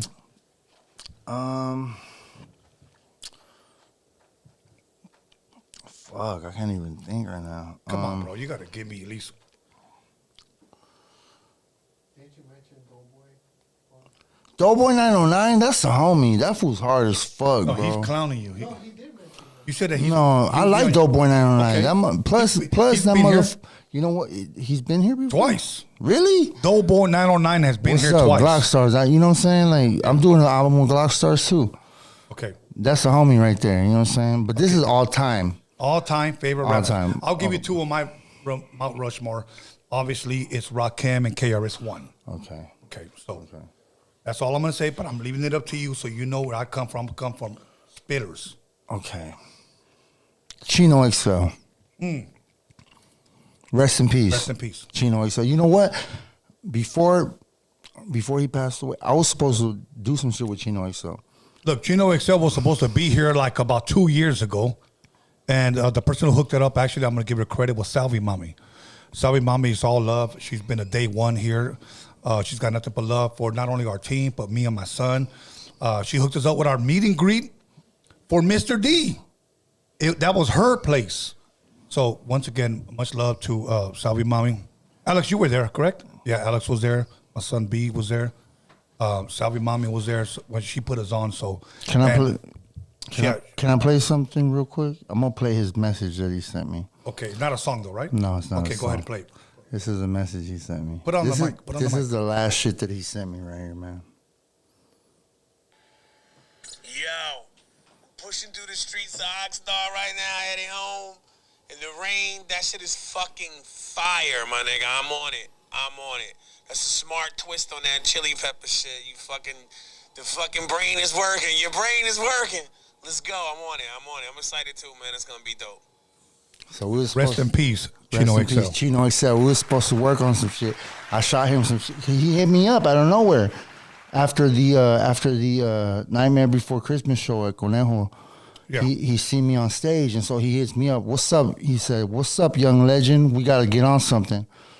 And that I was, that to me was like, okay, shit, boom. What's up, bro? I'm gonna ask you a question. Hold on. Yeah. Hold that thought. Why do you think he referred to you as a young legend? I know you're a humble cat, bro. Because he appreciated he seen the art form, bro. Okay, yeah. That's where I'm coming from. Yeah, he seen the art form. Okay, and he got at me, and I'm just like, what the fuck? You know what I'm saying? Because I remember, look, I listened to Chino. My favorite song from Chino XL was Water. And I that song I've been bumping for years, bro, for years. So I told him, too, I told him what the significance of that song, and everything like that. So that was even more of a connection that I had with him. He understood that, because in that song, Water, he's talking about, his daughter, but it's not his biological daughter, but a daughter that he wanted. You know what I'm saying? So yeah. It's just kind of like we went through the same shit as far as that goes. So he kind of, after that, it was just kind of like instantly like, oh, fool, like, yeah, we fuck with each other, bro. All like, good. All good. And then he just passed away, man. Rest in peace to you know. But we were supposed to drop some shit. I sent him 2 tracks. He was working on them, bro. 2 tracks. We were supposed to come out with some shit, but he wanted to space shit out. He didn't want to do boom, boom, boom. No, he's like, we're gonna drop this in fall, and we're gonna drop this in the next season. Timing like, okay, cool. Bro. I was like, all right, let's do that. Yes. So we was in the works, man. But Chino Excel definitely. Okay, so that's two. Give me rounds. two more. Yeah, two more. Let's see. Fuck. Not Chicano, right? Nah, let's put them aside for right now. Okay. Damn, bro. You know what I gotta say, Mr. Little One, bro. Honestly, I know it's not Chicken, whatever, but like, no, honestly, I You can't. would put him on Mount Rushmore? Fuck yeah, bro. Little One. I said, let's leave Chicano rappers out of this. I know, but I just Okay, can't. Mr. Little One, go for I it. can't. I just can't. Okay. His catalog and his influence and his maybe I'm a little bit biased. Right, I know. Because he's been a positive force in my life. Okay, I You know can what I'm respect saying? that. And then I'll give you my opinion. Anytime that I've been down, whatever, he's been fucking there to just bring me back up, and musically as well. Right. He's fucked with me heavy on the music, and his catalog speaks for itself, bro. He's been there from the oldie raps to Right. the new little weird shit to the fucking death fucking core rap shit that he does, like all that shit, that spooky shit, to just like, yeah, definitely Little One. Like his catalog speaks for itself, bro. Okay. You know what I'm saying? He's done a lot of shit and he's influenced a lot of motherfuckers, and he's still to this day doing a lot of shit for the culture. You know what I'm saying? Putting shows together, doing all that shit. Straight up. I'm going to stay quiet on this one. It is what it is. It's all good, Like my I brother. said, You know maybe what? I'm I gotta biased. I'm biased, whatever it is. But I respect your opinion, But my you bro. know what? Go ahead. I don't think. I think that, you know, if it wasn't for Little One, I'd probably be down and out right now. Shit. Honestly, He probably because said that he's the about only me. motherfucker that'll hit me up and tell me, you know what, bro, I love you, bro. Stay up. Don't let this and this happen. Like, you know what I'm saying? Like, he will hit me up and let me know that he loves me, and that you know, don't let this shit take over and consume you. And there's more to life than fucking this and that. You know what I'm saying? And you got this.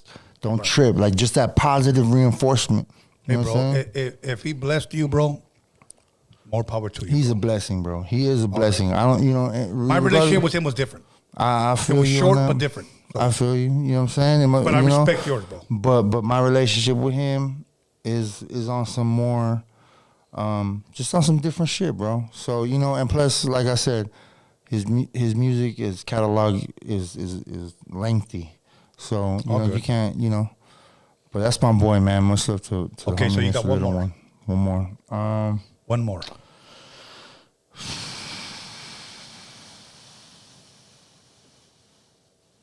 Fuck. I like. I don't know. Let's see. I don't know why this is that tough. It is. 'Cause Nobody's that's gonna a be lot of mad artists. at you, bro. That's a lot of artists. No, I'm thinking. That's just a lot of artists to go through. Fuck, I don't know, bro. Who do I really fucking listen to? I think. Fuck, I don't fucking know. Let me just name some spitters like Nas, Big Pun, you know, fucking Prodigy, Nah, I don't really know too much about them. you know. I just don't. I don't know. Mount Rushmore. Give me one more, bro. Fucking Snoop, Ice Cube, Not even. Nope, not Tupac. Not none of them motherfuckers. MC Wicks. I've never. You know, I've heard of MC Wicks. I've heard of MC Wicks. That's to do with the crown, right? He has to do everything with the crown. I told him to wear that motherfucking crown over here. Yeah. Yeah. Burger King. Yeah. What's the deal? Happy Deal? That's his new. No, I'm only playing. Let's see. Fuck, dude. Alex, throw some names at me. Adam 22. Never, dog. You know what? Adam 22. Look. Adam 22. The 16th? That's a fucking, like, okay, fool. I would never do fucking No Jumper, bro. You wouldn't? No. Okay. It's just because, you know what? Because I just feel the division. Like, right there, he just fucking, his whole Get down? get down is just about drama and, like, dividing. You know what I'm saying? It's like, there's nothing racial about it. And so, oh, he's a white boy doing it. No, it's just kind of like, fool, stop trying to divide us. And that's just what it is, bro. He's just dividing us, fool. He's playing his part. But you know what? And dividing us. The thing is that I've had Chicano rappers that have been on there that have told me, I'm cool. I don't really care for promotion. I don't really want to be. I can't do it right now. But when I never do no jumper straight but up. when he called, Put like these that. those same Nah. motherfuckers ran over there barefooted. Nah, I ain't about to Slipped do into that. some pool pit. I ain't about to do that. I ain't about to do that. I ain't about to do that. Fuck no. I never do no jumper, bro. Yeah. No, I wouldn't. You know why? Because I see what's going on as far as like I see the division that he's causing. Of course, I see, bro. you know what I'm saying? Shit like that. And I don't fuck with it. Yeah, and then you had No. a podcaster that went over there and he didn't even show up because he was getting a haircut. What the fuck? Yeah, you're like, come on, bro. You still went over there. If he would have been here, I would have told him you're a vulture culture. Shut up. Fuck that, fool. You know, come on. It's so negative, dog. No jumper just seems so negative to me, bro. Like before, it was just maybe just all about music and interviewing these rappers. Now it's just turned into a complete shit show. It's just all fucking drama, bro. Yeah. It's all drama, dog. And right now, I think maybe I'm just fucking like I'm just out of it, bro. I don't want to be involved in no fucking drama, dog. Like I like my peace. You don't need it, bro. You I don't like need it. my peace. I like just fucking chilling, bro. I like, Look, Misfit, let me ask you this, bro. Do you think that these podcasters that are starting all this fucking drama, this beefs, this cheese meat, do you think they have peace, bro? They don't. no, of course not. They Of put a course not. target on their back, bro. They don't really fucking understand it. Look, I'm going to go ahead and say it. A lot of these podcasters are horny for views. That's what I'm going to say. You're horny for views, okay? So you'll make up shit, accuse someone falsely, and then here's the get out of jail free card. Say the word allegedly. So that means you're not saying that it's true, but you're still smutting up a person's name. Let me make up say I'm on a fucking podcast called El Pájaro Nalgón, okay? And I say, well, what I heard that, you know, Misfit was with this young girl allegedly. I don't know if it's true, but you know what I just did? I just threw that out in the You universe, threw the bro. narrative out there, right? Yeah, bro. And I'm like, and that's what these fucking lames are doing, bro. Yeah. And I'm thinking, don't do that. Yeah. Don't smut a man's name up just so you can get that YouTube check that you're addicted to. And then your girl takes it away from you because you're a fucking mandilon. So most of you podcasters are fucking mandilones. Most of you guys, I smell beta vibes. Anyways. I don't let fool like really. I don't let that shit affect me, dog. Like I just don't fool. Like motherfuckers. Not everybody's gonna love you, fool. Not everybody's gonna love you. So stop trying to You get know everybody to what? like you. So like, so I'm just at the point in my life where it's like, I just watch and I just enjoy it and I Yes. laugh, fool, and it's cool and it's funny and I understand where it's coming from. Yeah. And like, motherfuckers may not necessarily have a problem with me or anything like that, but they're just gonna use whatever the fuck it can just for their views. Okay, that's cool. Yeah. It is what it is, fool, because it doesn't affect me because I don't take it serious. Right. You know what I'm saying? Because like I said, you know what I'm saying, right now I'm like focused on real life. Of course. A lot of this shit ain't real. A lot of this shit is just It isn't fucking real. It's fucking just, you know what I'm saying, Yeah. hoopla. You feel me? It's just fucking just bullshit. Yeah. You know what I'm saying? Misfit, you as an artist, say I'm your manager and I ask you this. Give me 2 producers that you would work with Ninth Wonder. to produce, hold on, to produce your album without you touching any production side of it. Ninth Wonder. Okay. Ninth Wonder and TRT. Okay. Now I'm gonna say this. I never heard of these guys, but I'm gonna trust him. But I'm gonna trust him because I would have thought he would have said somebody like the fucking Bomb Squad from East Coast and Dr. Dre. Bomb Squad produced Public Enemy. Dr. Dre produced. You would already know. So to me, that's my wish list. Ninth Wonder is one of the dopest producers ever in the game, I think. Okay, now, ignorantly asking, who has he produced for? And then, as a manager, I have to ask you this. Okay, you guys? And I'm going to ask you Chicano rap fans a question. Oh, you know what? I take that back. Ninth Wonder and Madlib, bro. They'll never heard of him. No, Madlib, I have. I take that back. Yeah, he's more of an old school guy. Oh right? yeah. Madlib's fucking crazy. Now here's my thing. See, but you That have would to be sick. see. But here's what I'm asking. I need you to understand this. Okay. Is that they might be dope and they might be dope slappers because everything sounds dope loud. They're not slappers. Okay. So my question is to you: what are their hits? They have none. They're just fucking. It's all fucking hip hop, underground, raw, fucking like it's real shit. Like Okay. See, now, jazzy, fucking like. hold on. But this is where me and you, as a manager and an artist, would You clash. probably want me to get the hits, right? Because I'll be like, Misfit on a 12-song album. Okay. I need at least You two need the hits. hits. At Okay. least two hits. You need the hits. After that, they Then- can produce the rest. Okay, then no. Well, if you say, you know what? Okay, say you're managing. Yeah. And you need them hits. Yeah. Then I'd go for Scott Storch. Okay, great choice. Scott Storch and possibly Hit Boy. Never heard of Hit Boy. Hit Boy. All good. He produced fucking that fool, man. Hit Boy's hard. He produced for like fucking Future, Kendrick, right, Alex? He's okay, so you're hard, talking about bro. some trap shit. Oh, he's hard. Hit Boy's are you hard. into trap shit? I'm into all that shit. Okay. Yeah. I'm not. I'm not into trap. Like, I really don't. That's like it's my trapper. You know, he tells me everything about He's my trapper. Yeah, and I don't. It's not Yeah, the- no, he put me on Game the Future. Yeah. It's not that- I never fucked with Future until this fool was bumping. I'm It's like, not- who the fuck is this? Hold on, bro. I'm trying to Wait, get my this joke out. Future? Está rapeando. Yeah, that's my trapper. Bitch, don't get too comfortable. Remember that one? Yeah, that's a shit.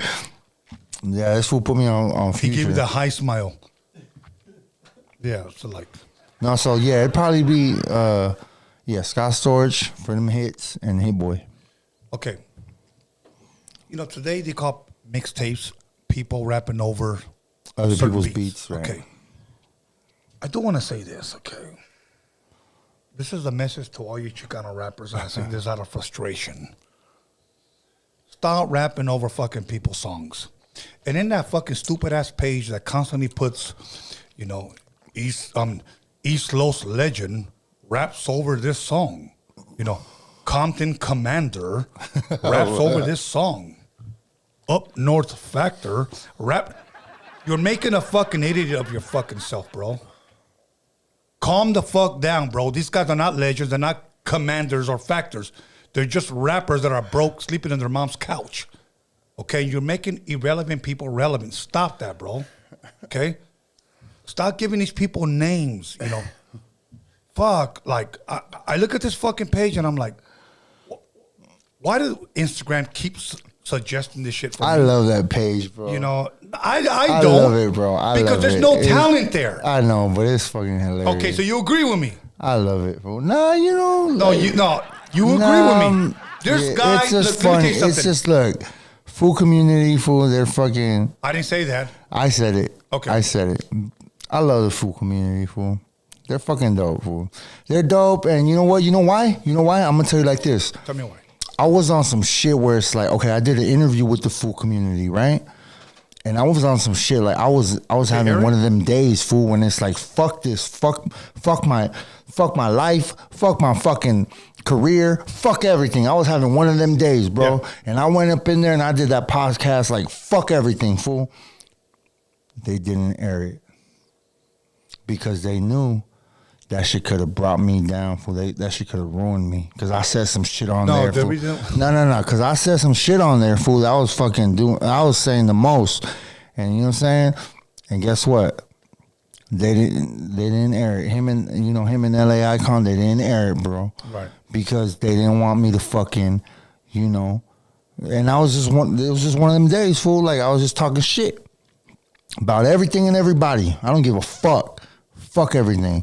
And guess what? They didn't air not even one fucking clip, bro.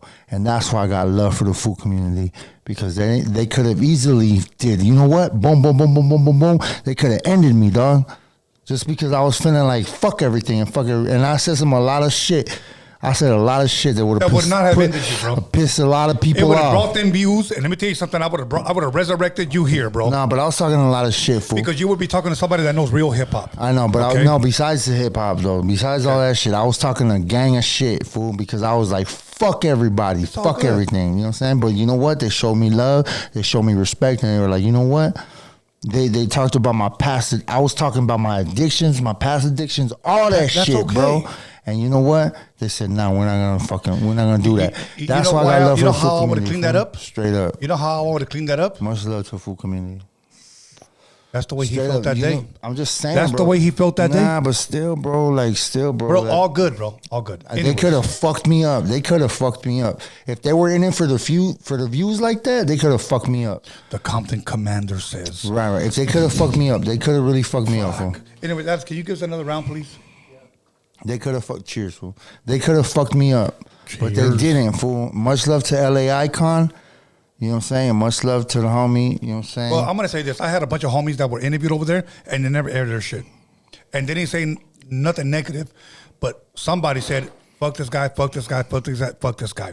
And they never aired it. Yeah. So, Me, I'm different, though. I'm me. bro, you know what? And I appreciate Okay? you. I'm me. I appreciate you I'm being me. honest. And, You know and what I'm I'm never going to take that away from you, bro. And you know, So, anyways, so Misfit, you don't have one last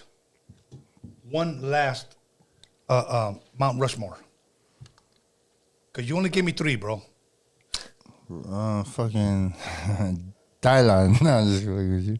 I don't fucking know, bro. How could you not know you're a spitter, bro? Because I'm a little faded right now, fool. Okay, a so, spitter. Fuck it, let me throw them out there. Fucking Vanilla Ice. Hey, you know what? That motherfucker's smart. That motherfucker got his millions off of some other shit, not off of music. Okay, so why would you be mad if I want to manage you in that area? And what? And say, hey, you know what, Misfit, I think your music is fucking dope, but they love your fucking voice, and I got a company here that wants to put you on Channel 7 to sell homes. Let's do it. I gotta do some Al Pacino fucking voiceovers too. See what I'm dog. saying? Yeah. That's what I'm talking about. I don't know, Donnie. I No. don't know. I don't know how the fuck you know that diamond was a fugazi. 28 hits under my belt. You're the one he's scared of. Fuck, Cracks me up. That was good, bro. You know what I'm saying? Like, you That know, was good. I'll do That was voiceovers. I good. do all that shit. You know, You know what? I mean? what? Do one of those. Do one of those in between songs, okay? The skit. In between songs. The skits are important. I'm throwing that out into the universe. Okay, so now Mount Rushmore Chicano rappers. Last one. No, last one is a Chicano homie one. rappers. Now Chicano rappers. As far as the skill or the influence? No, just in general, whatever you want. However you want to categorize it, bro. Conejo, Little One, Mr. Shadow, and Mr. Soto. That's the Untouchables. That's it. That's the Mount Rushmore. Okay, cool. That's I'm the not gonna argue. Untouchables Volume 2 coming soon. Nah, just fucking. Okay, I'm not gonna say it. Okay. You know what I'm saying? I'm gonna say mine. And again, it's just not based on skill. It is based on skill, but not necessarily based on skill. Meaning skill, popularity, influence. Okay. Okay, so it encompasses everything. Okay, it's just not skill. Okay.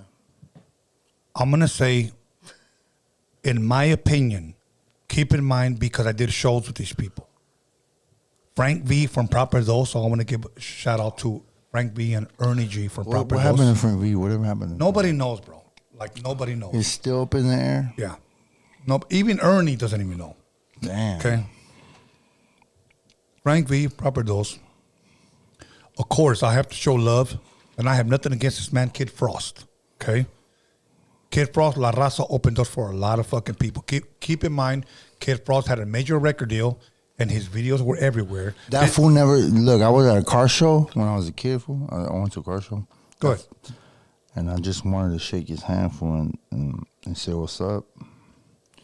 And that fool looked at me like I was dog shit, bro. Looked at me like this, look. Say it a little bit louder. He looked at me like I was dog shit, bro. I was like fucking 11 years old. And I was like, what's up?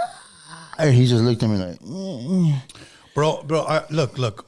Even though I include him in my Mount Rushmore, I do want to say this. Fuck that shit, homie. Every rapper that I've met has a bad story to say about Frost. Nah, it's not No, a bad no, story. no, it's Who true. does that to an 11-year-old kid, bro? Every rapper that has met him has told me Some bullshit. a bad story about him. Who does that shit to an 11-year-old kid, Okay, bro? and this is not to dog him, but this is just true. Like everyone has told me that their first I don't know. experience, I don't listen to his music. their first experience with him was a bad story, and I'm like, okay, cool. I didn't have that, I'm 11 years old, bro. And I'm but like, what's when up, you hear it from like 30 What's different up, people, Frost? And he's like, I think it's got to be some type of truth. I've he never looked heard at it me from like I DJs. was dog shit, bro. He didn't even fucking extend his arm or hand or nothing. He looked at me like I wasn't shit. I'm over here, a little kid, like 11 years old, bro. Like, you know what? Much love to Kid Frost. Yeah, bro. let's stop there Keep doing because your thing. I don't want to take this video down tomorrow. Much love, fool. Much I'm not going to be love. like the other community. I'm going to leave this video This is up. for the raza. I've never taken one video down like motherfuckers that get drunk and the next day just take shit down. I don't Well, do I've been shit. saying this shit from day one, huh, fool? I ain't fucking just saying this shit because I'm faded. I'm just letting you know, motherfucker. Like who does that to an 11-year-old kid? Bro, let me tell you, you're not the first 11-year-old kid that has told me stories like that. Fuck that. Okay? So anyways, it'll be Frank B from Proper Dose, the Kid Frost, okay? Replace that. I'm just kidding. I'm fucking with you. No. And then the next one would be as a whole together, Lighter Shade of Brown, and that's Bobby and Robert, okay? Much love, fool, to Lighter Shade Brown, homie. Yeah. So You know what? ODM, fool. That fool's with it. That's the homie right there, too. yeah. I got a lot of love for that fool. That fool gave me my flowers. You know what I'm saying? That fool, he's just like letting me know exactly, like, you know what I'm saying, what I meant to the culture and Yeah. shit like that. That meant a lot. Fool, Yeah. I was like, what the fuck? You know what I'm saying? Yeah. Like, to get love like that from an OG, Yeah. crazy. My message to Robert from Lighter Shade of Brown, are you still getting a haircut? Because you still haven't called me back. And you know what? Dye your beard, bro. Other than that, so Lighter Shade of Brown would be my third.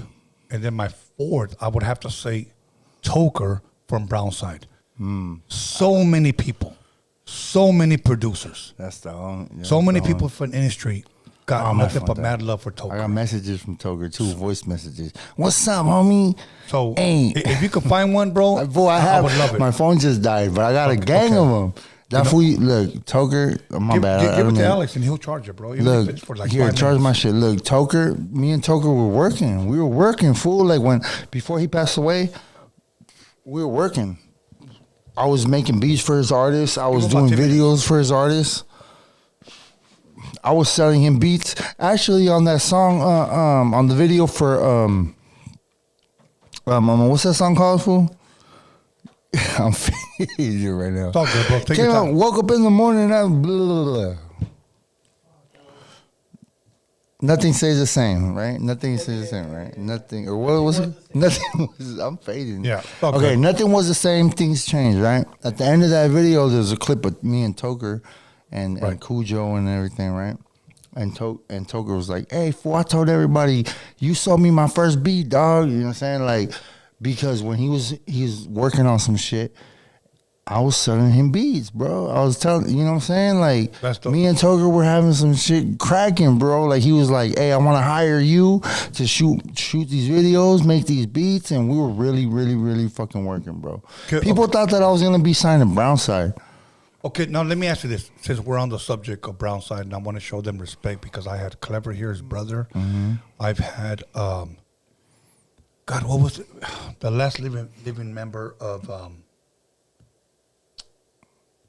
Brownside, bro. What was his name, bro?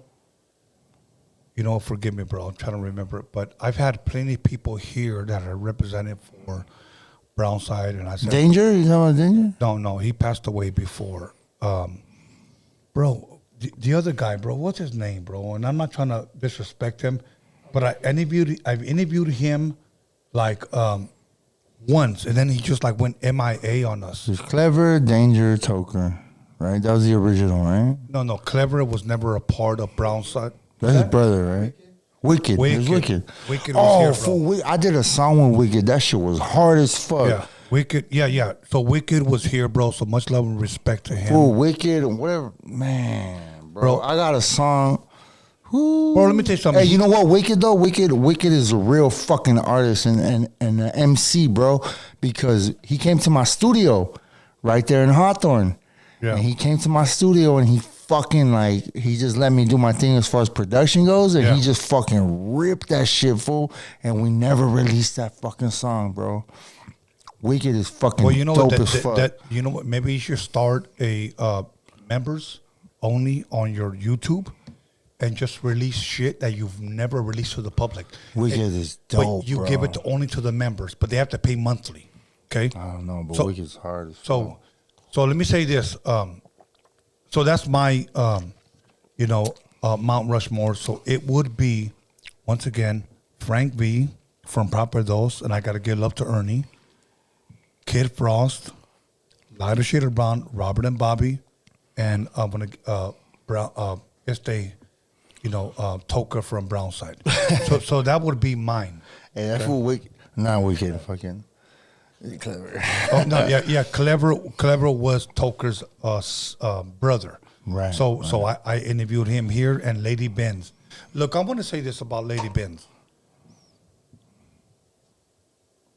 Lady Benz had the potential to really blow up if she worked with somebody that was willing to like take the time.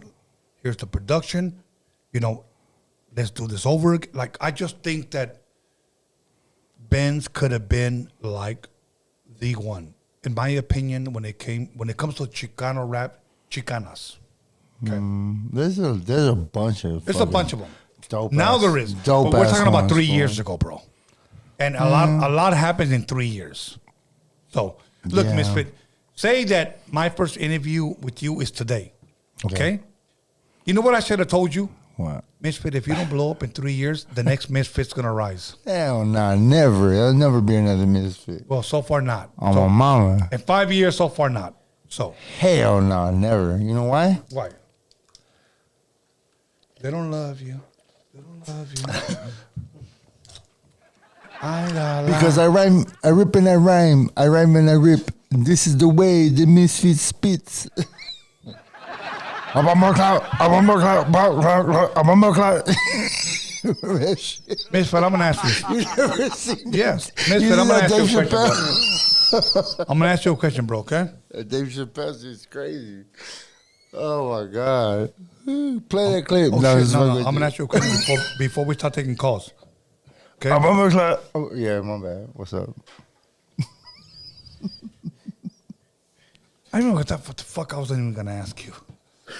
Oh my god, that fool's crazy. Okay, the song "Soundtrack of Love" is that what it's The called? soundtrack to love, yeah. Soundtrack to Love. Okay, number one, why did you name it "Soundtrack to Love"? Because it's talking about love in three different aspects, right? So it's talking about one, the first verse is I love you, right? The second verse is I don't love you.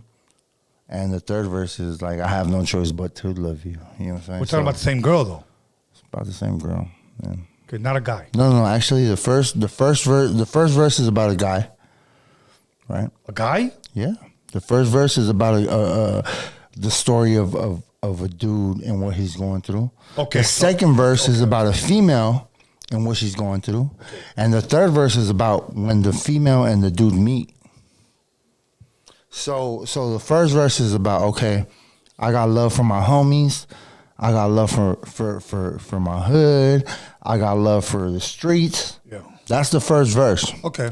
I got love, and my mama says she loves me. You know what I'm saying? Second verse is like, I got love from, it's a female's perspective, okay? So I got love for my man. I got love for, this relationship is bad, but I love this motherfucker. I'm not gonna leave him, whatever, boom. And the third verse is when the first, when the dude and the girl meet, that's the third verse. You feel me? Right. So that's the layout of the song. It's first is the guy's point of view. Right. Second is the girl's point of view, and the third is when they meet. Misfit, I'm gonna say this to you. I love that fucking song. That's my jam. But your video did not match that song. Well, you know what? I was fucking learning, and I was fucking But I want to say this. Why do you think, if you had to guess, okay? Why do you think that's my favorite song? Wait, what do you mean the video didn't match the song? Yes, it did. No, it didn't, bro. Yes, No, it it did. didn't. No, it didn't. Okay, the first verse. Okay, look, that dude, the little kid, is not a female, fool. It's a boy. It's a guy. Are we talking about trannies? What? A lot of people said that dude was a female, and that I was promoting lesbians. Okay, now you're fucking confusing me. What the fuck? Do you know what I'm talking about, Alex? Okay, look. So they thought that homeboy was a female, dog. On the first, you know, the little actor, fool. He played. They thought that it was a female, like a dyke, fool, and it wasn't. I was like, that's not a dyke. That's the homie. That's a little homie because he was feminine looking. Why would you add them on the video if he was Because feminine? that's the homie, fool. Because Okay, that's so the like, homie. hey, you look a little feminine, but I'm gonna put you on. the You know, whatever. But he was a man. He's a man. No, you But he got looked dick a and little balls. at the you know, thinking about it now. It's like, okay, he kind of looked a little feminine, but still okay. So, so it's a guy. So no, how the video is perfect to what it says. Fool. Because if you see the video, it's dude with his homies and whatever, fucking banging Misfit. and shit like that, right, Alex? Misfit. Can I tell And you then the something? second verse, the bitch comes in, right? I say the bitch because that's my ex. Misfit. Fuck that bitch. Misfit, can I interrupt you real fast? What's up? Okay, Alex, They don't love you. I need They you. don't I love- need you to confirm this. If you don't remember, you don't remember. Okay. I ain't gonna lie. Here's my thing. I told Misfit this. You guys, and I'm going to say it again. Misfit, I want to direct this video for free. I Which want to one? bring in my own guys. And he SK goes, Marvin? he said, okay, cool, whatever. Which You know? one? No. That song, Love Story or whatever, Soundtrack to Love. And I said, What? and I said, yeah, I want to direct it. I want to bring in my own guys. Are you cool with that? You go, yeah. A week later, he does the video and sends it to me. Really? Alex, yes or no? Yes, yes, we had this whole conversation. What the Yeah, fuck? we had this whole conversation, yes. Okay, Alex, if you want to be biased, No, I can't confirm that because I don't remember. Ah, I don't remember. Remember nothing. Alex doesn't remember because he smokes a lot of fucking weed. What would you have done with that video? Who would you have gotten to shoot it? I would've- Isaac. I would have, no, your boy Joe. His name's Isaac Joe. Okay, Isaac Joe, fucking Joe from Arizona. That motherfucker. Okay. I had a whole different fucking plan. I'm like, bro, I'm gonna make this fucking song a hit by the visuals, and I'm gonna tell you why. Okay. There's different ways you can win people. If they don't like your fucking song, okay, cool. If they don't like your video, okay, cool. If they don't like your performance, okay, cool. If they don't like your fucking interview, okay, cool. You got 4 chances today to win an artist. I mean, what should I say? To win a fan. 4 chances today, bro. Mine would have been all 4. I just wanted you to wait for me, and then you went ahead and fucking filmed it in black and white and felt like, oh, Tony, what do you, You know think? what? And I'm like, because you I know don't why? think shit. Look, I was doing the. I was doing. I love the fucking song. Listen. I was doing the Misfit Mondays right, during that time. Misfit Month. That sounds like On a Land- hamburger special Land Beast TV. without fries. Fuck it. It was on Land Beast TV. I was releasing a video every Monday on Land Beast TV, fool. And you know what? Shout out to Land Beast TV because they're the only motherfuckers that really gave me a shot. And they showed me love. And Yeah, to Land this, Beast and to TV this charges day, everybody. Yeah, you they give you a shot. No. Fuck all that. They never charged me a dime, bro. Ever. You. Ever. You. Me. Ever. Me. Ever, dog. I never paid 1 fucking cent to Latin Beast TV. So they do charge. They love me, homie. So they do charge. And I love them, homie. Straight So up. they do charge. They do charge. Okay, Of cool. course. All right, cool. Of course. Okay. But they don't charge Misfit Soto. You know why? Because All love. Misfit Soto is the motherfucking #1 artist fucking with the most views on that motherfucker, homie. I got the most view. I'm the most viewed artist on Latin Beast TV. Are they still Straight around? the fuck up. Hell yeah. What you mean? I'm asking you. I'm telling you. Okay.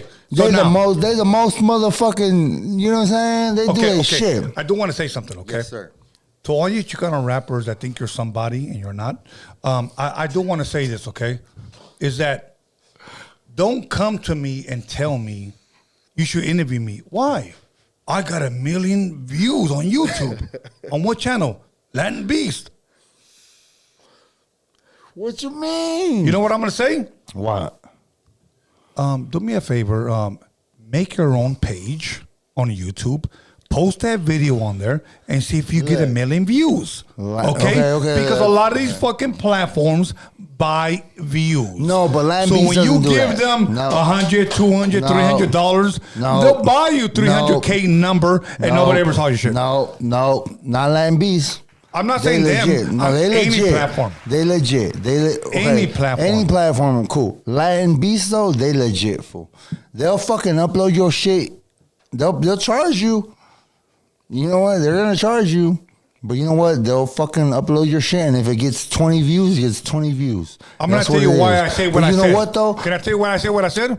I love Latin Beast, Because homie. OG Pamps started That's Latin the Beast, homie. and that's what he told me. That's the He homie. just said, Yeah, he yeah, did. we buy shit. So No. OG Pants. He that's the told homie. me. So what? So what? So what?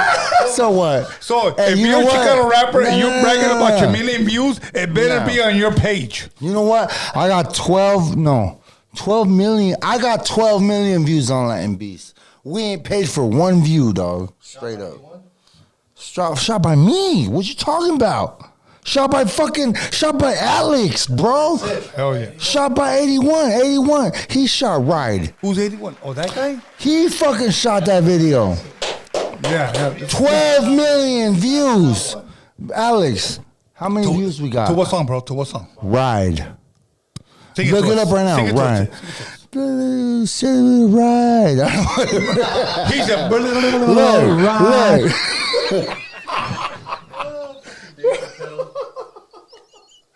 Right. Look, hey. This motherfucker right here, he shot that though. Look, this motherfucker, he's a big fucking, look, Alex, come here on camera, fool. Take them headphones off. Get over here. Okay, come over here because there's one thing I want to say about you two. Yeah. Come here, Alex. Get on camera, fool. No, that's get over here. Cervantes Enterprise. Cervantes Enterprise. Okay. Fuck all that shit. Look. Can I say something before you say 81. it? Okay, these 81. two guys right here, 81. they're addicted to toxic bitches. Hey, look. That might be true. Look. Hey. Toxic This fool right bitches, here, look, friend look. them. Look, this fool right here, Follow them. he shot about 85% of my videos, bro. Lick them. Lately, I've been shooting my own shit, but like Trick them. 85% of my shit, this motherfucker right here has shot. Lick them. And we don't know what the fuck we're doing. We're just doing it for the love, right? Look, this is my boy right here, straight the fuck up. Pimp fuck them. what anybody gotta say. This is my G right here, fool. And we be shooting them videos raw, homie. Raw, straight up. Just like, you know, when we get up in them hyenas. Know what I mean? Raw. No, I'm just fucking with you. On some ODB shit, huh? Yeah, baby, I like it raw. Oh, baby, I like it raw. No, I'm just fucking with you. No, that's the homie, though. Right there, for real, on some real shit. Alex, I can hit up. Hey, you know what? Matter of fact, I need to shoot a video for all of that, for that video. That song. When can we do that? No. Fuck that. When can we do that? No, he could Tomorrow? do it. Can we do that like tomorrow? The He next could day? borrow my GoPro. Nah, he don't. He got a Sony. He got a Sony Alpha 4. He got a Sony. No, is it a 3 or a 4? Yeah. He got a Sony Alpha 3. Yeah. Fool. The iPhone's better. No. What the fuck you mean, Tony? iPhone. I'm clowning, bro. He got a Sony A3. Nah, I mean, To all them video fucking ographers that know what's up, that Sony A3, that shit's fire. We about to shoot a video for that, right? Alex, tell me yes or no right now, fool. okay, this is where Roadium After Dark There kicks it in. is. So I'm going to ask you this, bro. Misfit. Where's my beer? It's gone. Mijo, can you grab another beer, please? Papa? Okay. Yeah. So let's grab another beer before I ask my next question, okay? Because I need the truth. Yeah. So we need a little bit more gasolina. Nah, I'll As tell you far the as truth right true now. serum. Fool, come on, fool. I'm an open book. What's up? How many more we got out there, mijo? That's it? Fuck. I have to go do a run right now. Okay, go ahead. There you go. Grab that. Gracias. Okay. Cool. All right. I need to ask this because I've been told this by a lot of female Chicanas. Okay. What the fuck?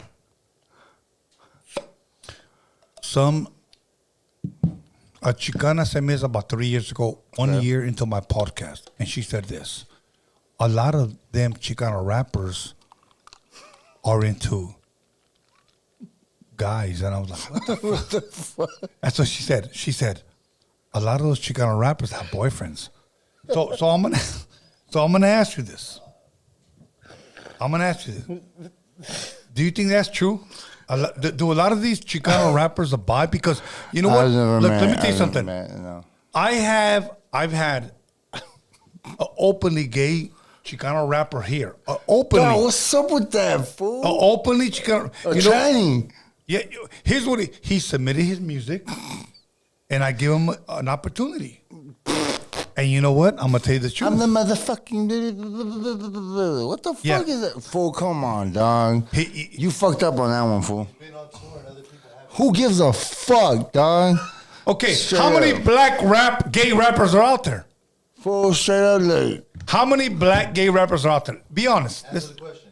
Answer the question. Lil Nas X. One. Okay. Well, one is enough. Continue. Who else? Keep going, mijo. What's the guy with the I heard dress? stories. I heard stories about Dr. Dre. No. The guy. I heard stories the guy with about the dress. Dre, fool.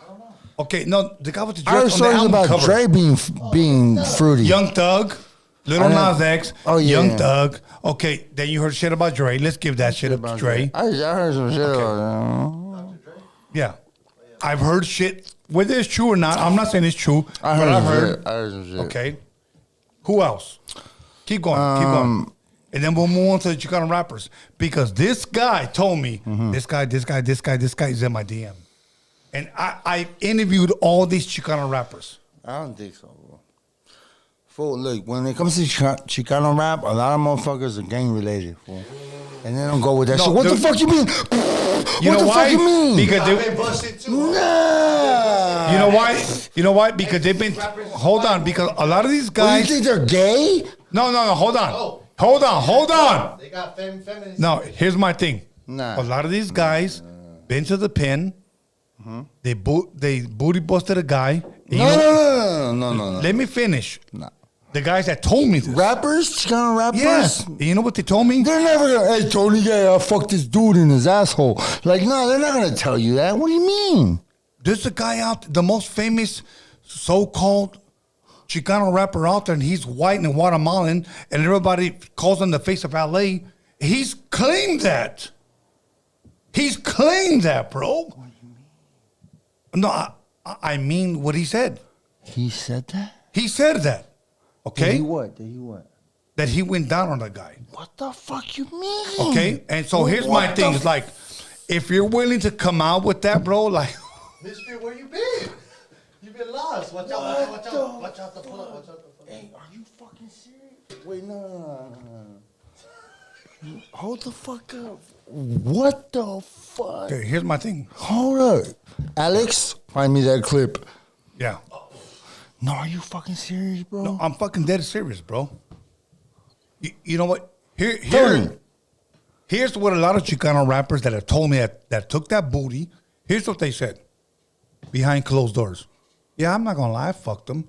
I took his manhood. What the fuck? I took his manhood.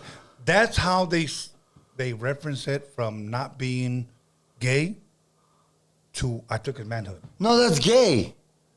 Of course, but they'll say, no, I took his manhood. Fuck that fool. I took his manhood. Now you fucking took his chicloso, bro, and you took it to another level, and you don't want to admit you're fucking gay, so you say you took his manhood. So now it's a play on words. Those are the best rappers. Ain't no metaphors in here, shit. Ain't no metaphors and fucking similes up in this bitch, motherfucker. Fuck all that shit. Metaphors and fucking similes and double entendres. Homie, like, what the fuck you mean? Are you kidding me? No, I'm serious. He said straight up, Bro, I've had Chicano? all of them. All of them. You know what it is? Let me just stop. I'm gonna just stop right there. This is for another I'm not here, podcast. Shorty. No. Look. Let me say this. What the I've had. Alex, This is gonna I give me need to ride trouble. home, dog. This is gonna give me. Hey, Tony, you know what? There's a confusion about What's that? who you're talking about, honestly. There's a confusion. Yeah, because you said. Everybody knows who the fuck he's talking about, dog. When he said Guatemalan and Mexican, everybody knows who he's talking about. Okay. I I know. talking about At the one least in- I do. Guatemalan and white. Guatemalan and white. Everybody knows. Fuck. Are you serious? Where? Show me that clip Let's go ahead. later. No, what were you saying? No, because there's. Wait. Hold on. You said there's a clip of him saying that he fucked a guy? Okay, Alice, go ahead and say it, and then I'll tell you. What I was saying is that people in the live chat think you're talking about Baldacci. Nah, hell no. Hey, Baldacci's the homie, homie. Straight the fuck up. Look, I'm Baldacci don't get down like, what the fuck? Y'all motherfuckers is tripping, homie. Into something. Straight up, Baldacci got bitches, homie. Straight the fuck up. Hey, look. Baldacci got bitches. It ain't Baldacci. Baldacci got bitches. That's all I gotta say. let me speak. Baldacci got bitches and pump bitches and pump bitches. Look, I'm gonna say. It ain't Baldacci. I'm gonna say this right now. I know that for a fact. I'm gonna nigga. say this right I'll put now. my In life front of on it. MISFIT SOTO. Yeah, it ain't Baldacci. This is not Baldacci. Much Yeah, love and respect. exactly. That fool got Baldacci. bitches. You told me you got a record dropping, and you're gonna be here in November. So all And he of got bitches. it had nothing to do with Baldacci. And he got mad bitches. So that's all I'm gonna say. So. Baldacci's the only motherfucker I know got bitches. He got bitches. No, you know what? Baldacci is the real one, bro. So And he got we're not saying bitches. that. But when somebody says I'm the face of this, like, bro, stop. Now Stop. I know who you're talking about. Yeah, stop. That's bro. crazy. Stop. So, and I'm not gonna say no names, but if the chancla fits, then wear that shit. You know. Hey, what's up to the homie Baldacci, homie? For real. Hey, that's my boy to this day, straight up. fool. Absolutely. That motherfucker right there, he got bitches. He got bitches, straight up. Always with a bitch, Yeah. different bitches, fine ass bitches too. That from content with my homies. So Yeah. He's so humble, huh? He's so He's a good humble. people. He's so cool. and they're like, oh, you know him? And he's like, oh, what's up? Yo, Tony, hey, let's. Man, that fool's so cool, dog. Like, fool, that fool's only, like, to this day, that motherfucker will be like, what's up, Perrito? What's cracking? Fool? Like, always. I owe him a beat. But we working. We always working. You know what I'm saying? Like, that's the boy right there, fool. Straight up. Baldacci got bitches. Fuck what you heard. Straight up, fool. All good. Everybody in the live chat, talk your shit. That's why we're here. Make sure you text somebody. I'm sorry if Baldacci's in a somebody. relationship and his girlfriend hears this. I'm sorry. Yeah, but make sure you text somebody, slap somebody. Remember when I say that shit? And let them know that MISFIT SOTO is a motherfucking building. We'll be back in 10 minutes, blah, blah, blah. So, you know what? But I just wanted to get shit out tonight about MISFIT because MISFIT has been at day one at here at Roadium Radio, bro. Yeah. And you know what, MISFIT? I want to say I'm fucking proud, bro, that I got a chance to meet you because I want to say this, that you are a fucking talented motherfucker, bro. Thank you, bro. Thank you. You bro. are a talented motherfucker, bro. And I'm going to say this, MISFIT. In front of my son, a lot of people say, yo, brag too much about that guy. You don't know that guy. I'm talking about MISFIT, the musician. MISFIT, the rapper. MISFIT, the producer. That's who I'm talking about. Yeah. Whoever you guys known in elementary, junior high school, and high school, I don't know. But the musician, that's who I know. And let me tell you something, bro. There's 3 people, and I'm going to say it right now, okay? Within 5 years, I'm going to tell you guys, within 5 years, 3 people that I believed in. MISFIT, number 1. Thank you. Okay? Mr. D, number 2. And I'm going to say Forever Genesis, a.k.a. Magic Girl, number 3 that I believe in. It's a fucking female. Okay? She does a voice box song. See, you know what's funny? She's dope. That on her album that we just finished, there's no talk box. What the fuck you mean? She's like singing R&B shit. Oh my God! Wait Oh till you shit! hear I her, bro. believe it. I believe it. I believe it. I believe it. I believe it. Wait till you hear her, bro. No, it's Fire. like, when she played talk box with me, I go, stop that shit. And she was like, why? She was like, I go, you got a voice. Stop. Bro, we got bangers, bro. So I'm believe going to it. tell you this. Since 5 years, September 11th, and I'm already counting ahead, it's for SOTO number 1, Thank you, bro. Mr. D number 2, and Genesis number 3. I'm going to tell you right now, Misfit, you still have it in you, bro. You can I still know. do it. I know. You can still do it. For I ain't giving up. I ain't giving up. You know what I'm saying? Like shit gets. You know. Can I tell you your downfall? Shit gets slowed down. You know what I'm Can saying? I tell you your downfall? What's my downfall? Okay. These crazy ass bitches is your downfall. I'm going to tell you your downfall. Your downfall is these crazy ass bitches. No. Okay. I'm going to I say already know it, Tony. I'm going to say this respectfully, okay? Por favor, okay? For a favor. All right. There's moments in my life that my mother was taken away from me at your father's age, 62, 63, okay? Okay. And then my father was taken away in his late 80s, okay? So now I'm 56 and I'm left alone. Bro, I still feel like a fucking young kid. My son, hold on. My son is 33. My son is 33. And I'm like, mijo, I'm 33. Yes. Like, I feel you. you know, like, I feel you, fool. I'm like, mijo, I'm 33. Yep. No, Dad, you're old. Mijo, when you get my age, you'll understand. Now, here's my thing, okay? So I truly understand how you miss your family. Yeah.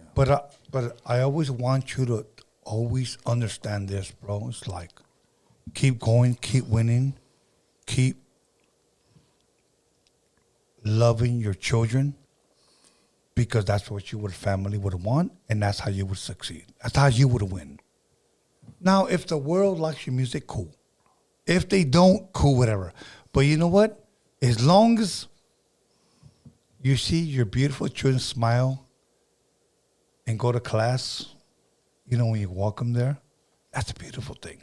Straight up. You know, every morning I get up and I walk my grandchildren, my 2 twins. Yeah. My daughter hit a home run, you know, and she gave me 2 twins, Anthony and Vincent.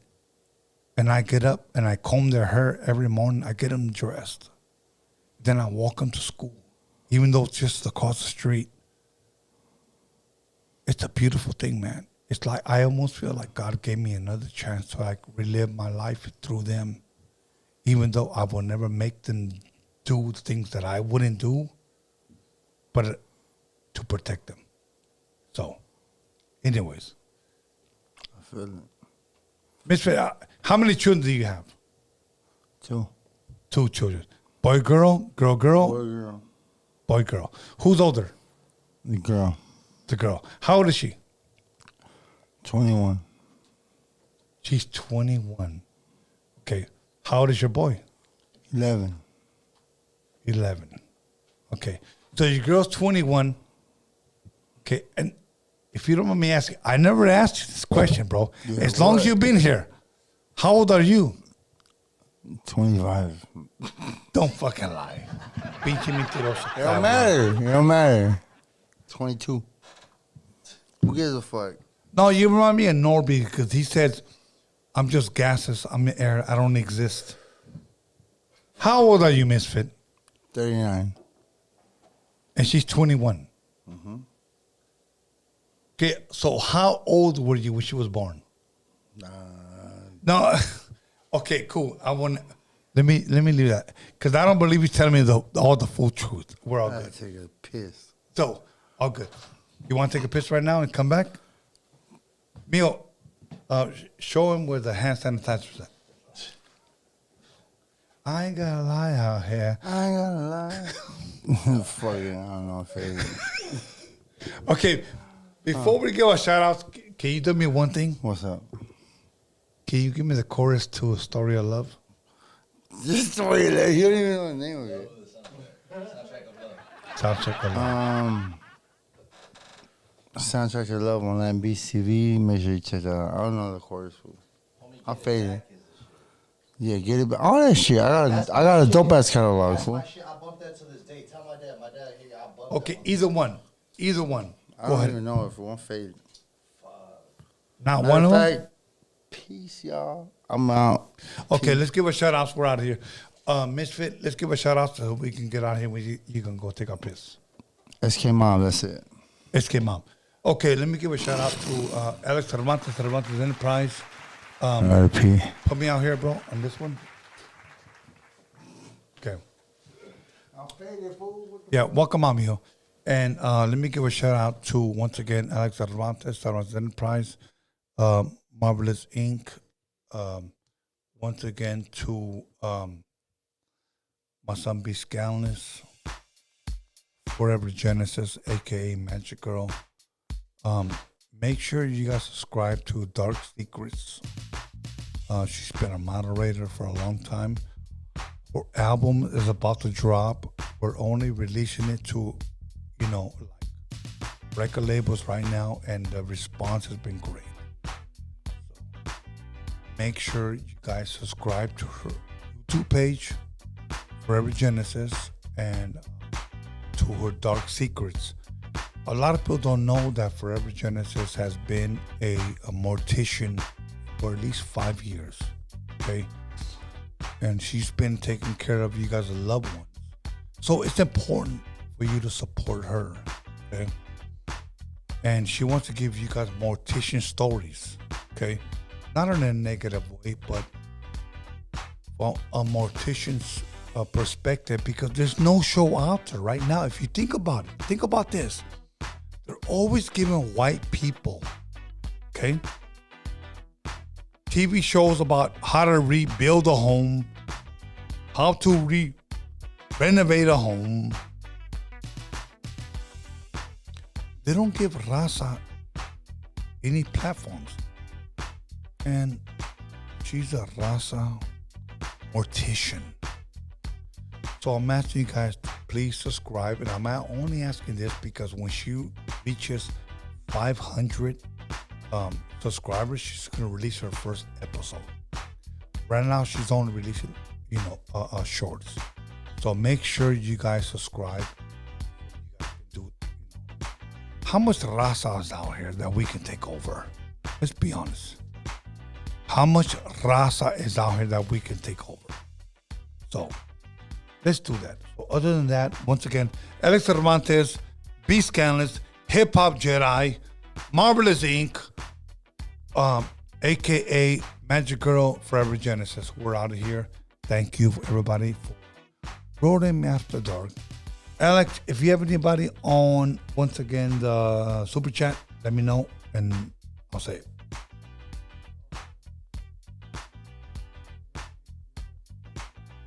How many Super Chats? And then I'll say them here. Yeah, switch your shit out. Yo, okay. So, Solar 9 dropped.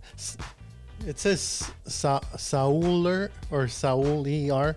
He dropped $9.99. He said, "Shout out to the both of you. Bring Misfit and Cujo on Freaky Tales."